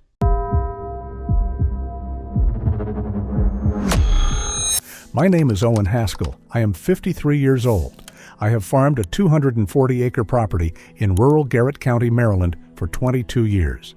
I am telling you this because what happened on my property over the better part of a year did not stay one kind of problem. It started as a question about my cattle. It became a question about what was watching my cameras. And it ended as a question I still do not have a comfortable answer to about why something that size would spend 11 months making sure nothing came near my fence line that wasn't already supposed to be there. I run a herd of 43 commercial beef cattle on the lower pasture. The pasture is bordered on the south and west by a timber stand, mixed hardwood, predominantly oak and maple, with a creek bottom that runs along the western edge before it joins the main branch of the Yogiagani drainage. The timber stand borders state forest on the south, which means the property backs up to contiguous woodland that runs without significant break for better than 30 miles toward the Pennsylvania line. I mention the scale of it because it matters for what comes later. This is not a property where you can walk the whole perimeter in an afternoon and call it checked. It takes most of a day to walk the boundary on foot, longer if you are stopping to look at anything, and there is more forest on the other side of my fence than there is farm on this side of it. In the first week of April, the cattle started behaving strangely at night. I know my cattle, 22 years of this operation, and I know what normal night behavior looks like in that herd. The distribution pattern across the pasture, the loose clustering that happens in cold weather, the specific alignment of the herd when a coyote is working the fence. I know the sound a spooked herd makes, and I know the sound of a herd that has settled for the night. These are things you learn because not knowing them costs you calves. The first week of April, I started getting up at 2 and 3 in the morning to the sound of cattle that were not settled.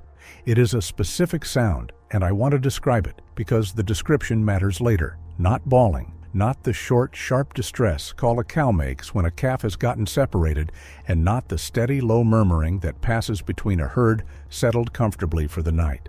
It was somewhere between those two, an intermittent, low-register sound moving through several animals at once. The kind of sound a herd makes when it has noticed something and is checking with each other about it, rather than reacting to it. I would lie in bed and listen to it start, build for 10 or 15 minutes, and then taper off into something closer to normal. And in the morning, I would walk the pasture and find nothing. No torn fence, no blood, no missing animal, nothing disturbed in the grass that I could point to as a cause.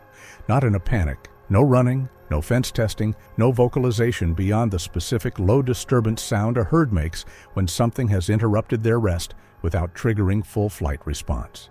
Something was near the herd at night, and the herd knew it was there and was managing its awareness of it, the way prey animals manage awareness of a presence that they have assessed as present but not yet actively threatening.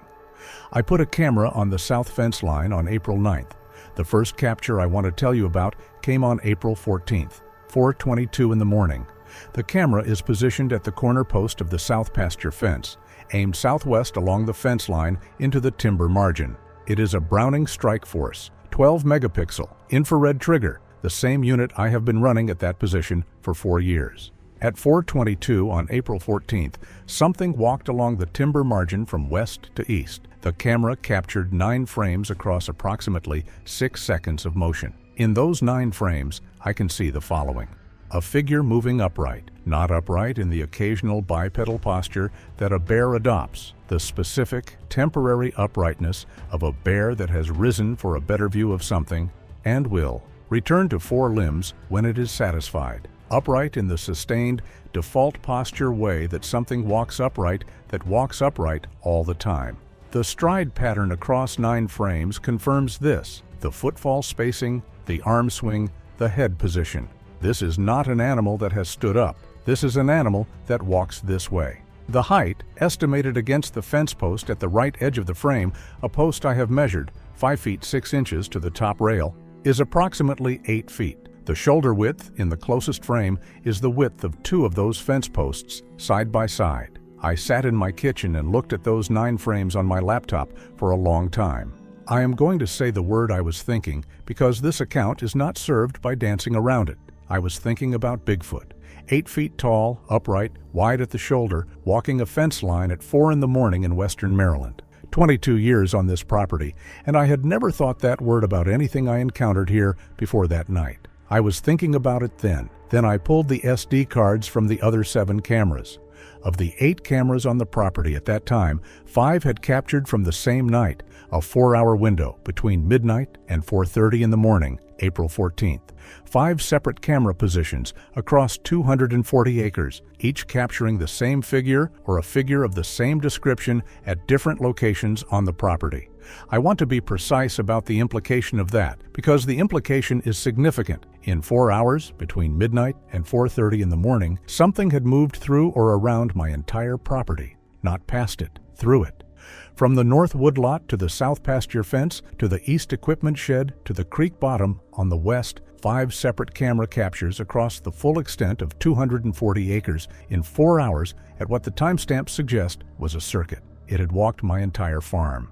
I did not call anyone. I am going to be honest about this throughout this account because the decisions I made and did not make are part of the story. I did not call the county sheriff. I did not call the wildlife management division.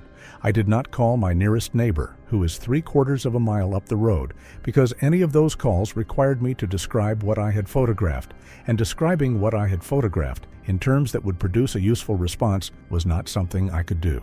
I ran the conversation forward in my head more than once. What I would say, how it would be received, what would happen to the rest of my season once that word was attached to my name and my address in any official capacity. And every version of that conversation ended the same way, with me looking like a man who needed help that had nothing to do with wildlife. I added 2 cameras and kept the SD cards, and over the next 3 months, I built the kind of record I know how to build, because building a record of something that moves through your land is the only skill I had that applied to this situation. It visited the property on 41 of the 92 nights between May and the end of July. Not every night, roughly every 2 to 3 nights, with occasional gaps followed by clusters of consecutive visits. The approach route was consistent: south timber margin, northeast along the creek bottom, across the lower pasture, to the equipment shed and the barn. The cattle pasture was accessed on every visit, and I want to be specific about what that access looked like, because it is not what I expected to find when I first pulled those cards. It did not approach the herd the way a predator approaches a herd. No stalking posture, no low profile, none of the patient closing distance I have watched coyotes use on this same ground. It walked the perimeter of where the cattle were bedded, at a distance that never closed past maybe 40 feet, the way you might walk the edge of something you are keeping an eye on rather than something you intend to take from. The herd, for its part, stopped reacting to it within the first 2 weeks of May. By June, the cattle nearest its usual path would lift their heads, track it for a few seconds, and put their heads back down, the specific low-grade acknowledgement they give to something familiar and not currently relevant. The equipment shed was investigated at close range on 27 of the 41 visits. On 14 visits, the back porch camera caught it at the edge of the yard, never closer than 60 feet from the house. Looking at it, 14 nights, something 8 feet tall stood at the edge of my backyard and looked at my house. By the 6th visit to the shed, the behavior had changed from investigative to specific. The first several visits to the shed had been what I would describe as a kind of mapping, moving along the wall, pausing at the corners, at the equipment door, at each window, the pattern of something, learning a structure's layout rather than looking for anything in particular. By the 6th visit, that mapping was finished. It went directly to the east-facing window, the one I left cracked for ventilation, the one with my police scanner mounted 6 feet inside it, which I have run continuously for 15 years as part of the general security awareness for the property, and stood there for 11 minutes, not moving, not investigating anything else about the shed. 11 minutes at a window with a sound coming out of it, the scanner running through county emergency traffic the way it runs every night of the year. I turned the scanner off. On the next visit, it stopped at the window for 90 seconds, the time I think it took to confirm the sound was gone, and moved on to the barn. I turned the scanner back on. On the visit after that, it went straight back to the window. I am not going to tell you what I concluded from that sequence because I expect you have already concluded it yourself. In August, it found the cameras, not all at once. Over about 3 weeks, one by one, each camera position was identified and handled differently than the last, and I have enough footage from those discoveries that I can describe the process rather than just the result. The south fence camera was first, on August 3rd. The approach was the same as always up to that point, along the timber margin, the familiar gate, except that it stopped at the corner post instead of passing it. It stood there for a moment, and then it leaned in toward the camera housing, close enough that the lens distorts the proportions of its face in the frame, close enough that the infrared caught its face clearly enough that I have spent more hours than I want to admit looking at those frames. It held that position for nearly 30 seconds, not pawing at the unit, not trying to dislodge it, looking into it, the way you look into something when you are trying to work out what it is rather than whether you can break it. Forward-set eyes, a broad, flat nose, wide cheekbones, a heavy, continuous brow ridge, dark hair covering the face the way a beard covers a face, except finer and more complete, running up past the cheekbones with no bare skin showing anywhere I could identify. And in the frames where the infrared catches the eye shine at the right angle, it is not looking in the direction of the camera, it is looking into it. There is a specific difference between an animal orienting toward a stimulus and an animal looking at a thing because it has identified the thing as something that does what this thing does, and I have spent a long time trying to talk myself out of seeing that difference in those frames, and I have not managed it. Within 3 weeks, every camera on the property had been repositioned. Not damaged, repositioned. The south fence camera pointed straight up at the sky. Canopy and cloud, nothing useful in the frame. The east shed camera aimed at 4 inches of wall, then the creek bottom unit, then the north woodlot, then the equipment door. Each one lifted from its mount with no sign of damage, angled to capture nothing useful, and replaced. It had disabled my entire surveillance array without breaking a single piece of equipment, and it had done it with enough care that the only evidence of handling was the new angle. I want to be specific about what that means, because it is the detail that moved this, for me, from unsettling into something closer to frightening. Disabling a camera by force is easy and leaves evidence: a cracked housing, a torn strap, a dislodged bracket. What I found instead, 5 times, was equipment that had been lifted clear of its mount, turned with a controlled and deliberate motion, and set back down with enough precision that nothing showed where. That is not the work of an animal investigating an unfamiliar object and losing interest or growing frustrated with it. That is the work of something that understood exactly what the object did, decided it did not want to be recorded, and solved the problem with the smallest possible amount of disturbance to the evidence of having solved it. I ordered 6 new cameras, different housing, different mounts, and put the old ones back as decoys with no SD cards inside. Within 2 weeks, the decoys had been repositioned. The new cameras had not been touched. It had a working model of which equipment was mine to watch with and which equipment had already been dealt with, and it updated that model the moment I changed anything. That is the sentence the evidence produces. I stopped thinking of it as a security problem somewhere around then, because a security problem is solvable, and what I had was something that was studying my farm with more patience than I was studying it. In September and October, it started leaving things on my back porch. The first time, I almost missed it. I came out at 6 in the morning to feed the barn cats, and there was a small grouping of objects sitting at the base of the steps, close enough to the bottom riser that I had to look twice before I registered it as anything other than debris blown in overnight. A creek stone, a section of oak branch stripped of bark in long, even strokes that no animal's chewing or rubbing produces, and a cluster of wild ginseng root, dirt still clinging to it, pulled rather than cut. They were not scattered the way wind scatters things. They were grouped with a clear center and a periphery, the kind of arrangement a person makes when they are presenting something rather than discarding it. A second arrangement appeared 11 days later in almost the same spot. This one was different in its particulars and identical in its logic. A larger stone, a piece of deer antler that had been shed naturally rather than cut, and a strip of green painted wood I recognized immediately because it matched the siding on the east face of my own equipment shed. Each deposit drew from a different part of the property: water, forest, my own structures. One object from each category every time, laid out with the same deliberate grouping as before. The third arrangement, on a Wednesday in October, included one of my own trail camera mounting brackets, one I had used before I switched to the decoy setup, the kind I had assumed simply went missing in the handling of all that equipment. It had not gone missing. It had been kept for weeks, and then returned to me in a context that made its meaning hard to avoid. Placed at the center, surrounded by the now familiar stone and stripped wood, with grip impressions pressed into the plastic housing at an angle, and with a pressure no human hand makes. The kind of grip force that is ordinary for something built considerably larger and stronger than I am. It was telling me it knew about the cameras, and that it had taken one, and that it wanted me to find out.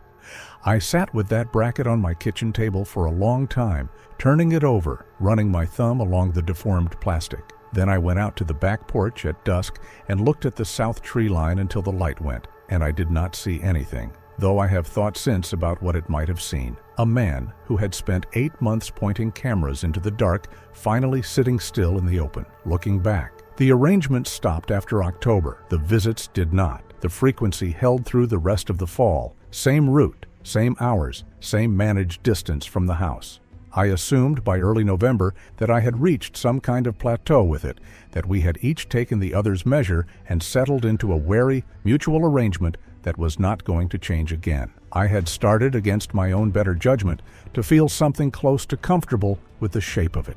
11 months is long enough to build a routine around almost anything, even this.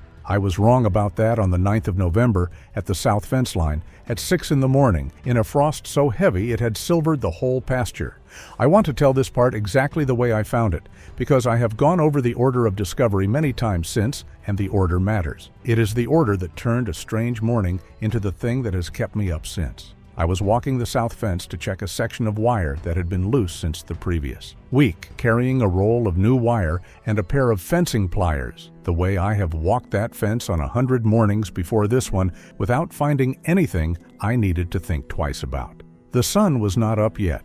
The frost that morning was the heaviest I had seen since the previous winter, thick enough on the pasture grass that my boots left a clean, dark print with every step, thick enough that I could see my own breath holding in front of me without moving for longer than it should have. Anything that had crossed that ground in the last several hours had left a track you could read from 20 feet away, a dark, disturbed path cut through silver, and I noticed the first of those paths before I had gone 50 yards, because it ran roughly along my fence line, which is the kind of thing I check out of habit before I check anything else. It did not run along my fence line. That was the first thing that struck me as wrong, and it took a moment to register exactly why. It ran along the outside of it, on the timber side, and instead of moving from one point to another, the way a travel route does, it doubled back on itself again and again in a tight repeated weave that covered the same 80-yard stretch of ground maybe a dozen times over, by my count of the overlapping frost track where one pass had crossed another, back and forth, not a path, a pattern. The kind of mark that only gets left by something that has stayed in one stretch of ground for a long time, moving the entire time, without going anywhere. Pacing my fence line on the outside the entire night by the look of the frost disturbance. I stood there for a minute before I went any further, because that alone was enough to stop me. 11 months of cameras and arrangements on the porch and repositioned mounts, and I had never once found sign of it simply staying in place this way. Agitated by the look of the track working the same ground over and over instead of moving through on its circuit the way it always had. Whatever had walked this stretch the night before had not been passing through. It had been doing something, and it had been doing it for hours. At the eastern end of the pacing track, where the fence line bends north along the edge of the timber stand, I found the second set of prints, and that is when the morning stopped being merely strange and started being something I had to sit with, not the ones I had spent 8 months learning to read at a glance. Smaller, narrower in the stride, with a different rhythm to the spacing, quicker, lighter, four-toed, with claw marks scored into the frost just ahead of each pad. A gait pattern I know because I have walked behind it on this land for 22 years and tracked it through every season there is, in mud and snow and dust, and now frost. Coyote. A big one, judging by the spacing between prints, but unmistakably a coyote, and not one animal traveling alone. 3 separate sets, moving together, the kind of loose triangular formation a small pack holds when it is moving with purpose rather than just ranging.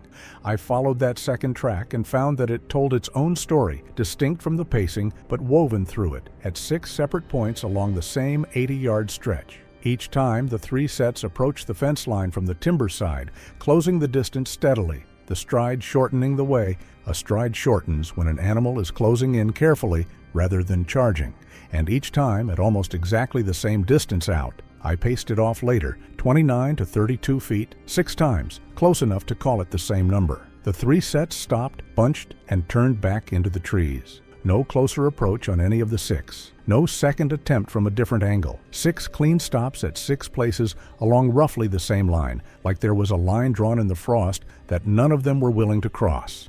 6 places along that 80-yard stretch where 3 coyotes had approached my fence line in the dark and stopped, and turned around and gone back the way they came, every single time. I have run cattle on this property for 22 years. I have lost calves to coyotes twice in that span, both times in hard winters when the deer thinned out and the den pressure on the ridge got bad enough that a fence line stopped being much of a deterrent on its own. I know what a coyote pack looks like when it has decided a pasture is worth the risk of a fence and a porch light and a man with a rifle, because I have stood over the evidence of that decision twice, and it is not something you forget. It does not look like 6 approaches and 6 retreats in a single night without a single attempt at the wire. Coyotes that have committed to testing a fence test it. They probe weak points. They circle. They do not simply walk up to the same spot 6 times and lose their nerve for no visible reason.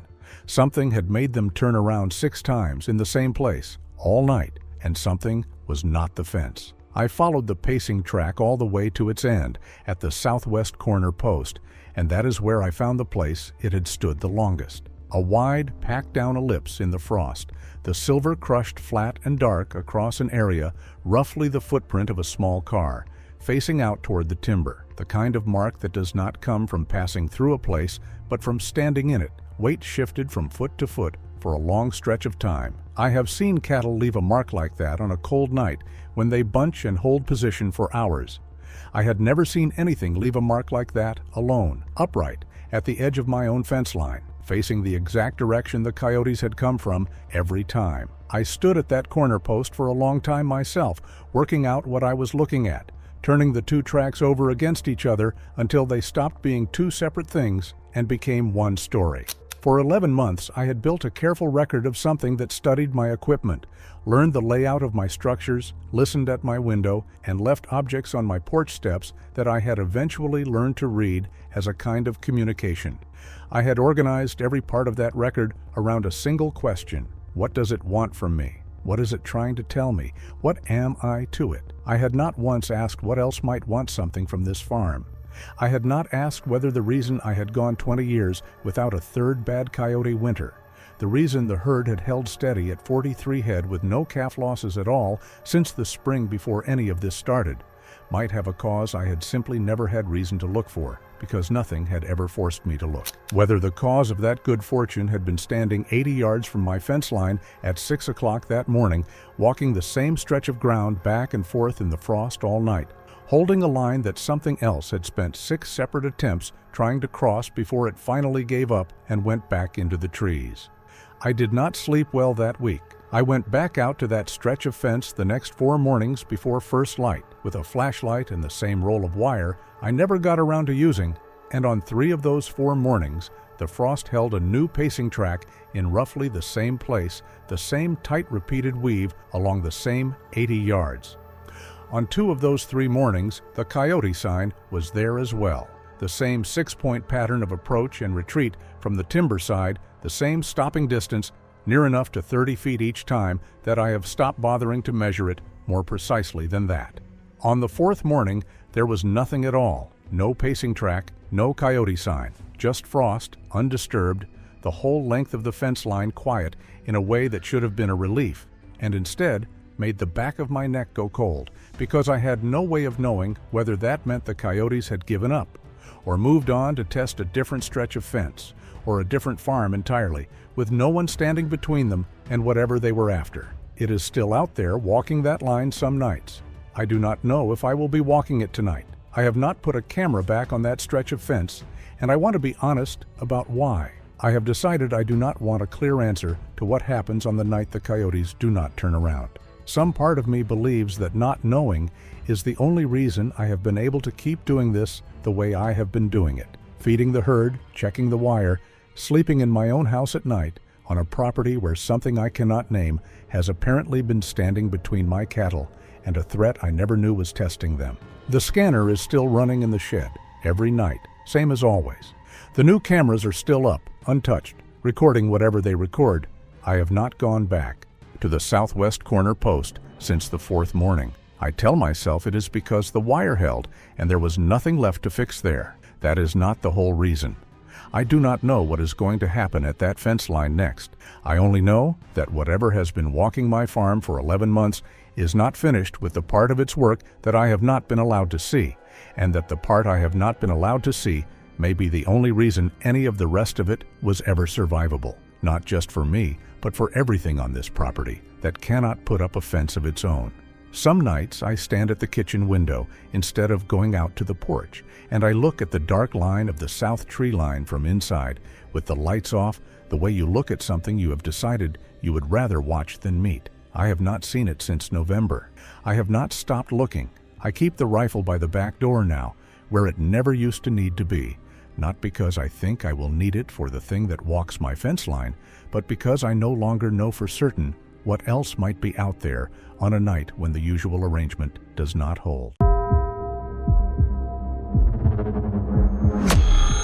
My name is Aaron Granger. I'm 43 years old and based in the Pacific Northwest. I've spent most of my adult life outdoors. For nearly 15 years, I worked in trail maintenance, starting before sunrise and spending long days alone in remote landscapes that most people only ever glimpse from a car window. These days, I spend my weekends doing wilderness photography. It's not a profession or a side business, it's simply how I reconnect with the places that have always felt like home. Most of my trips out there are forgettable in the best way. June 4th was the one where I found myself stuck on a ridge with Bigfoot standing between me and my car, thinking this might genuinely be how it ends for me. The area I'd picked sits deep inside a stretch of old-growth Douglas fir in the Pacific Northwest that most people don't bother with. No maintained trails or markers, no cell reception past the first quarter mile. The kind of place where if something goes wrong, I know nobody's coming. I'd known about it from my trail work days. We skirted the edges of it occasionally, but never went in. The locals who knew the area didn't really talk about why they avoided it. They just did. I never pushed on that. I probably should have. A guy I used to work with on trail crews mentioned the area a few months earlier. He said the eastern ridge caught the morning light perfectly and that he'd always wanted to photograph it but never got around to it. That was enough to put the idea in my head.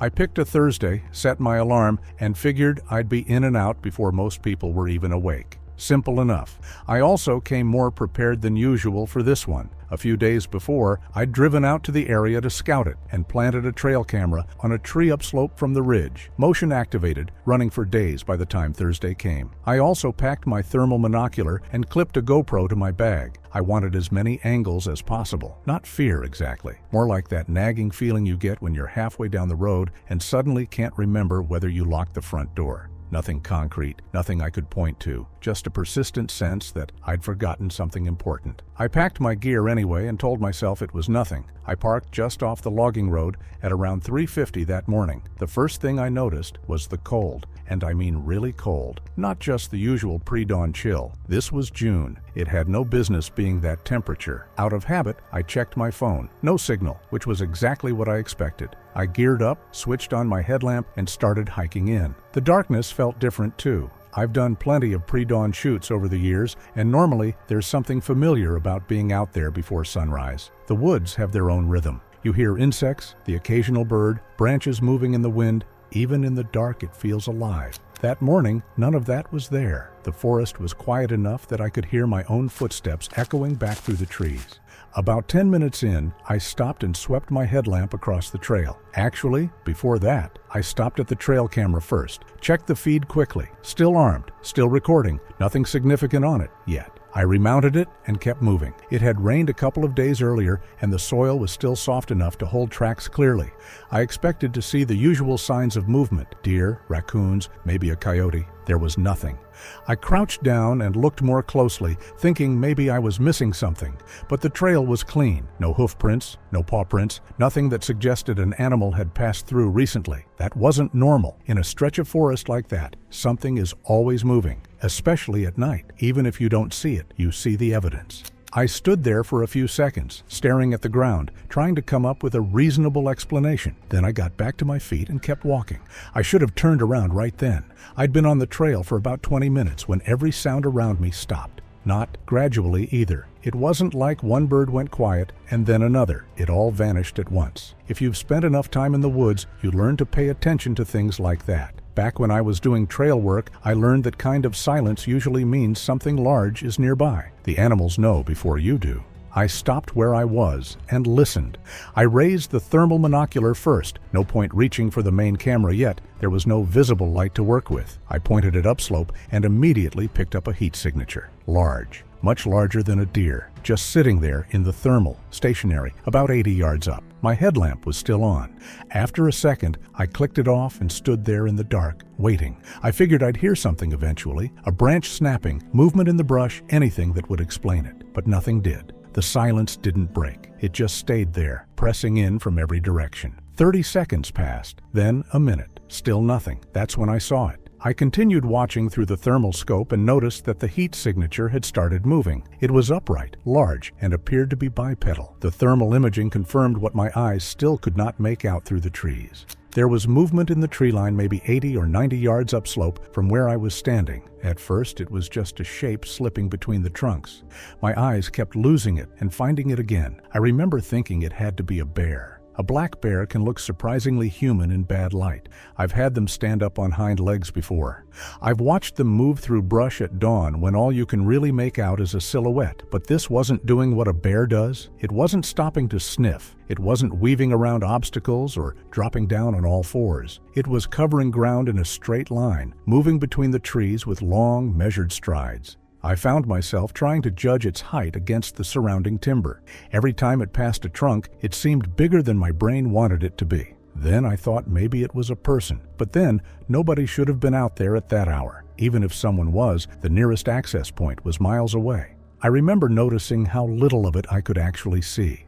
The trees kept breaking up the outline. 1 second, I'd catch a shoulder, or what looked like a shoulder, then a leg, then just darkness again. But every glimpse gave me the same impression, upright, broad, and far larger than anything I expected to find in those woods. I didn't move or make a sound. I just stood there staring into the trees, waiting for it to become something I could recognize. I don't know exactly when the decision clicked, but at some point my hands just went to the camera. I'd been shooting long exposures earlier that morning, so it was already set up for low light, high sensitivity, wide open aperture, everything tuned for the conditions. I switched it over to video, kept my movements slow, and pressed record.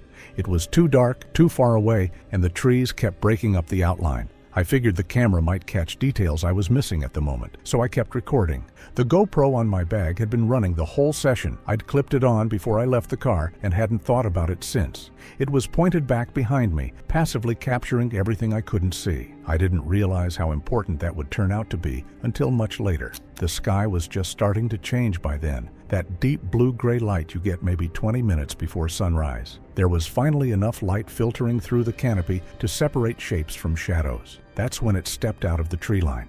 It was completely upright. The size of it stopped me cold. Even at that distance, something about its proportions felt wrong. What bothered me more was how still it was. When an animal freezes, it doesn't stay perfectly motionless. There's always some movement, a shift in weight, a turn of the head, something. This thing didn't seem to move at all.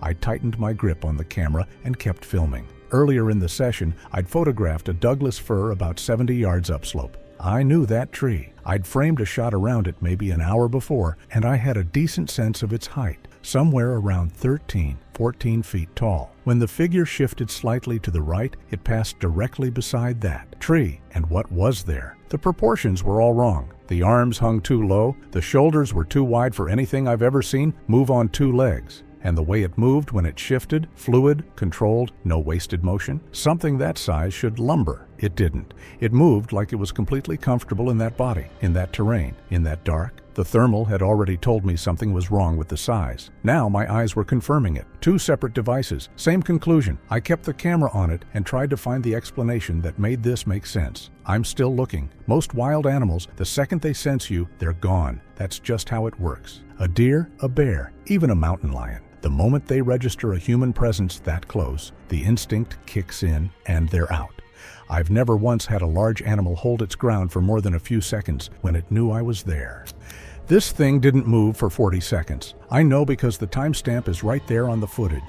40 seconds of it, just standing in that gray light, completely unbothered, not frozen in the way prey freezes, not sizing up an escape route, just present, aware, like it had decided this was exactly where it was going to be, and nothing about my being there changed that calculation. That's when it stopped feeling like a sighting. 40 seconds doesn't sound like much until you're standing in the dark counting every one of them, watching something that size make no move to leave. That's when it started feeling like something else entirely. Like I wasn't the one doing the observing. And then it turned, not away from me, toward me. The whole upper body rotated in my direction, slow, deliberate, no hesitation. And just like that, everything about this situation changed. Up until that moment, I'd been telling myself I was watching something that didn't know I was there, that I had the distance, the dark, the silence working in my favor, that as long as I didn't move, I was okay. That belief did not survive the turn, because the way it turned, there was no searching in it, no scanning the tree line, no trying to locate the source of a sound. It turned, and it was already looking directly at where I was standing, like it had known the whole time and had simply decided, at that moment, that it was done pretending otherwise. I didn't move. I don't think I breathed. The camera was still running, and some part of my brain was glad about that because the rest of me had completely stopped functioning normally. Whatever this was, it was no longer something happening at a safe distance. It was looking at me. Then it started moving toward me. Not charging, not lunging. Just walking, downslope in my direction, one deliberate step at a time. And I need you to understand something about what that feels like, because it's not what you'd imagine. You'd think the scariest version of this is something coming at you fast. It isn't. Fast at least makes sense.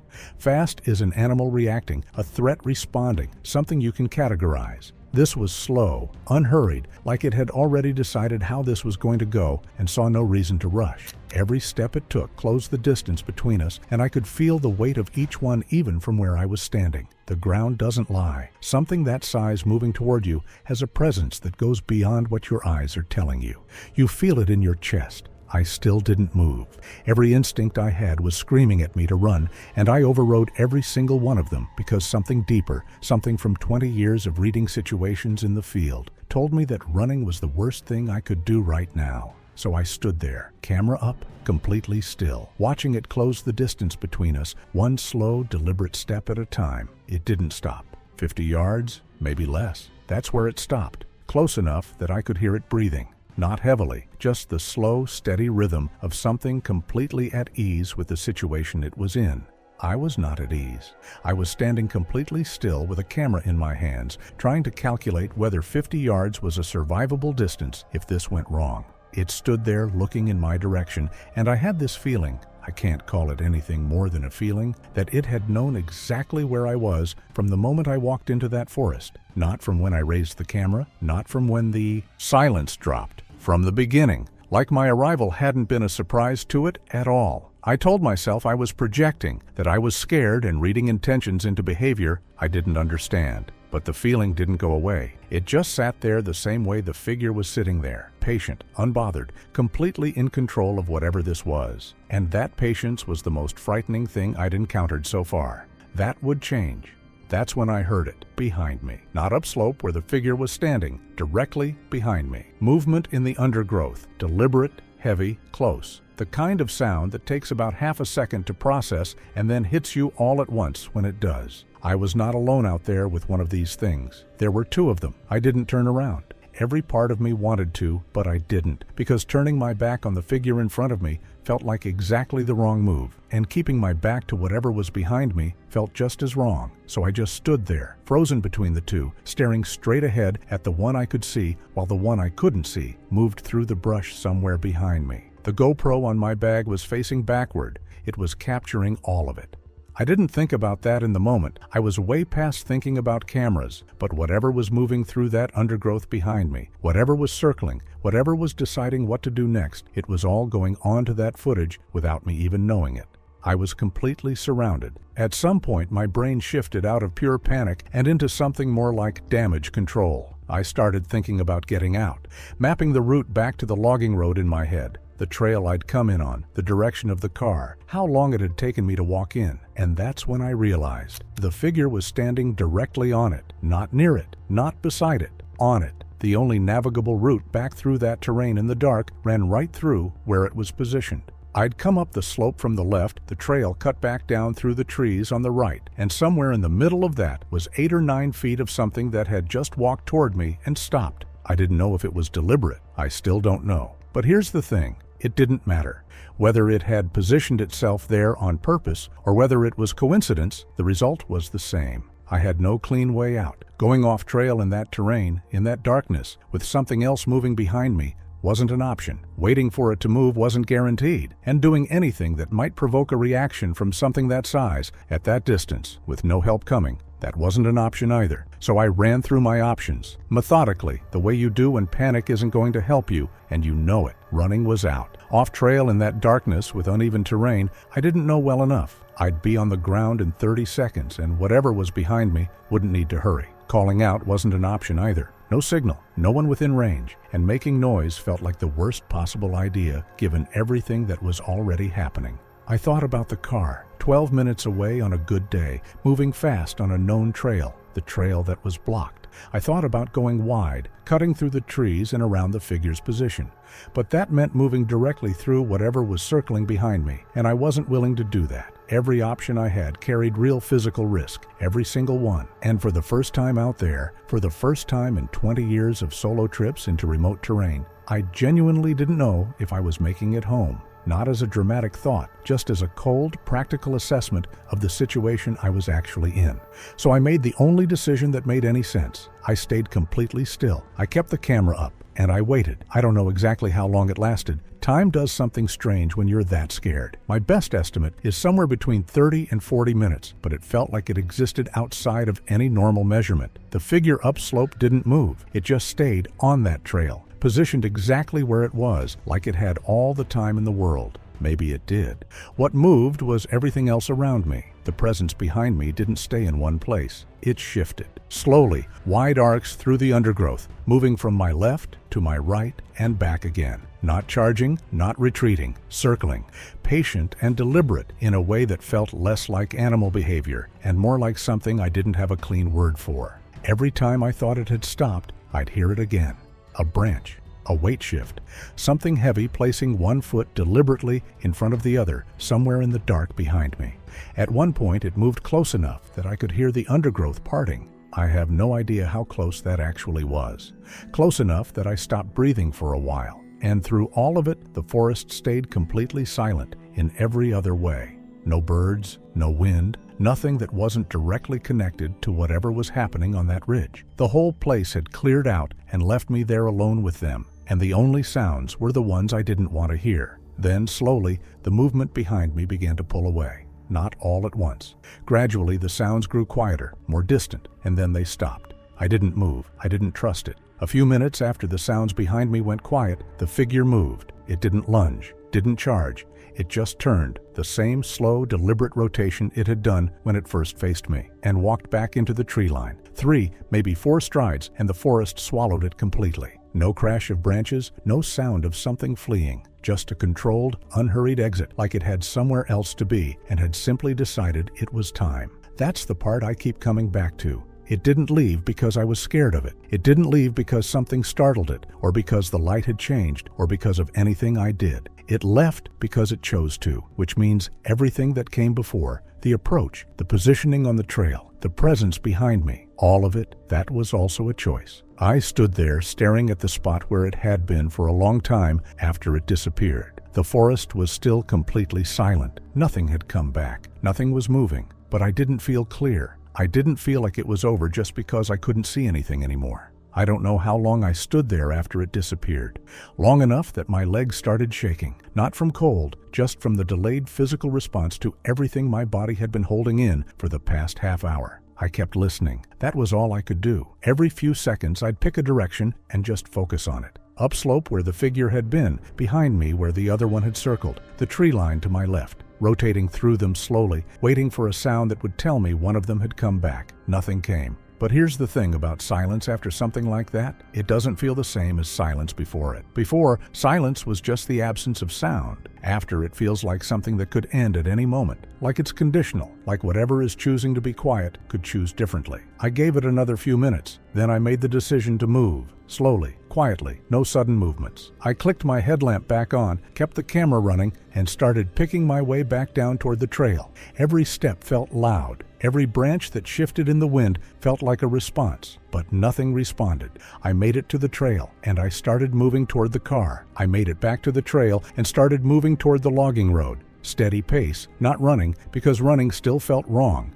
I kept my headlamp on and my eyes forward, and I told myself that the hard part was over. It wasn't. About 3 minutes into the walk, I heard it. Something moving through the trees to my right, parallel to the trail, matching my pace exactly. Not ahead of me, not behind me, beside me. Every time I took a step, it took a step. Every time I slowed, it slowed. I couldn't see it. The tree line was too dark and too dense, and whatever was in there wasn't giving me anything to look at. Just sound. Just the steady, deliberate rhythm of something that was keeping pace with me through the forest, like it was escorting me out. I didn't stop.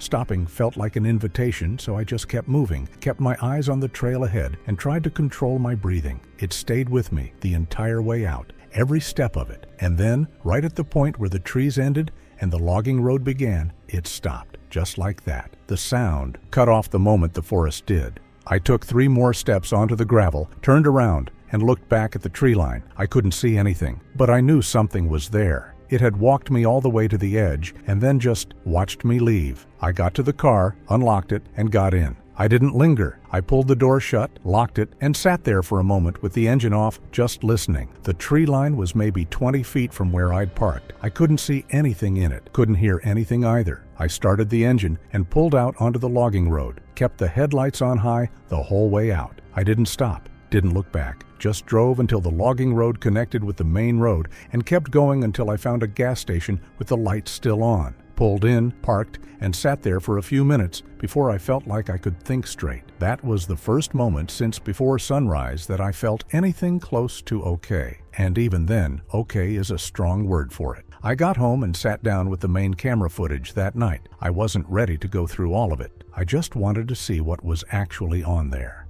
Whether the camera had caught what I thought it caught, or whether I'd been so rattled that my memory had filled in details that weren't real. It caught it, all of it. But that wasn't what stopped me cold. I was going through the early part of the recording before the figure stepped into the light, and I noticed something. In the footage, maybe 10 or 15 seconds before I raised the camera, the figure's head turns. Slightly, not dramatically, just a small rotation in my direction. I watched it 3 times to make sure I was seeing it right. And I was. It turned toward me before I raised the camera, before I made any movement at all, which means it wasn't reacting to me picking up the camera. It wasn't reacting to anything I did in that moment. It already knew exactly where I was. It had been tracking my position the whole time, and that small head turn was just the moment it stopped bothering to hide that fact. That detail didn't make it into my initial notes. I needed some time before I could think about what it actually meant. I went back 3 days later in daylight. I needed to see the area properly, and I needed to know if anything on the ground confirmed what I'd experienced. Large depressions in the soft soil upslope from where I'd been standing. Deep, spaced far apart, wider than my boot by a significant margin. Further up, a wide area of flattened vegetation pressed down in multiple layers. Not weather damage, something large returning to the same spot repeatedly over time. And 30 yards east of that, a sapling snapped clean at roughly 9 feet off the ground. No storm explanation. Clean break, like it hadn't taken much effort at all. I stood in the middle of all of it, and the conclusion wasn't complicated. This wasn't somewhere something had passed through once. This was somewhere something lived. The layered bedding site was what got to me most. Fresh impressions in soil I could explain as recent activity, but compressed vegetation in multiple layers takes time. That spot had been used repeatedly, over weeks at minimum, possibly much longer. Whatever I encountered up on that ridge hadn't wandered in from somewhere else that morning. It was home, and that means it was there before I arrived. It was there on the nights before Thursday. It was there when my trail camera was sitting on that tree, recording nothing but darkness, and then, apparently, something it hadn't been designed to catch clearly enough. It's still there now. That's the part that doesn't leave me. I drove home, I went back to my normal life, and whatever is living in that corridor kept doing exactly what it was doing before I showed up. I was the temporary one, I was the visitor. And the forest I've been treating as familiar territory my whole career. I'm not sure I know it as well as I thought I did. I didn't get to the GoPro footage until about a week later. I'd been putting it off. It had been facing backward the entire session. Everything behind me that I couldn't see while I was focused on the figure in front. The audio from when the second presence appeared is clear. Something large, circling, close. You can hear the direction shifting. You can hear it stop and start again. The walk back was what got me. I knew something had been pacing me through the trees. What I didn't know was how close. The GoPro puts it maybe 15-20 feet into the tree line the entire way out, right there the whole time. And then, at the exact point where the forest meets the logging road, it stops. You can hear the gravel under my boots start and the forest go completely silent at the same moment. It walked me all the way to the edge, and the GoPro caught every step of it. I pulled the trail camera footage last. I almost didn't want to. It had triggered 11 times between midnight and 3:45 a.m., 15 minutes before I even parked. Something large had been moving through that corridor for hours before I arrived. By the time I walked in with my headlamp and my gear, whatever was up on that ridge had already been there most of the night. It wasn't passing through, it was already in position. I was the one who walked into it. When I put it all together, the trail camera timing, the figure on the trail, the second presence behind me, the GoPro audio, the unhurried exit, a pattern shows up that I can't dismiss. The trail camera shows it was already positioned up there before I arrived. The silence drop wasn't just a predator cue. It was the point where whatever was up there knew I was close enough. The figure came into view and held my attention forward while something else moved in behind me. The only trail out was blocked. And when they left on their own terms, at their own pace, with no urgency whatsoever. That's not random animal behavior. Every piece of it was coordinated. And the thing I keep coming back to, the thing I couldn't explain away no matter how hard I tried, is that it worked. I was completely controlled in that situation from the moment I walked in. I just didn't know it until it was already over. Right after the figure disappeared, before the forest sounds came back, I heard something. Low, resonant, felt in the chest more than heard with the ears. 2 seconds, then gone. I went back through the GoPro audio. It's there. I don't know what it means. I just know it's there on 2 separate records, and I'm done leaving it out. At the 12-second mark, the figure shifts its weight slightly, and the camera catches the musculature through the upper back and shoulders in a way that ends every costume argument. I've looked. A lot of people have looked. Nobody's found an explanation that holds up. I pulled the clearest frame from that moment and ran basic processing on it. What came back was a face, looking directly into the lens. That is the clearest Bigfoot sighting of June 2026. And the footage, there's no other word for it. It's mind-blowing, even to me. And I was there.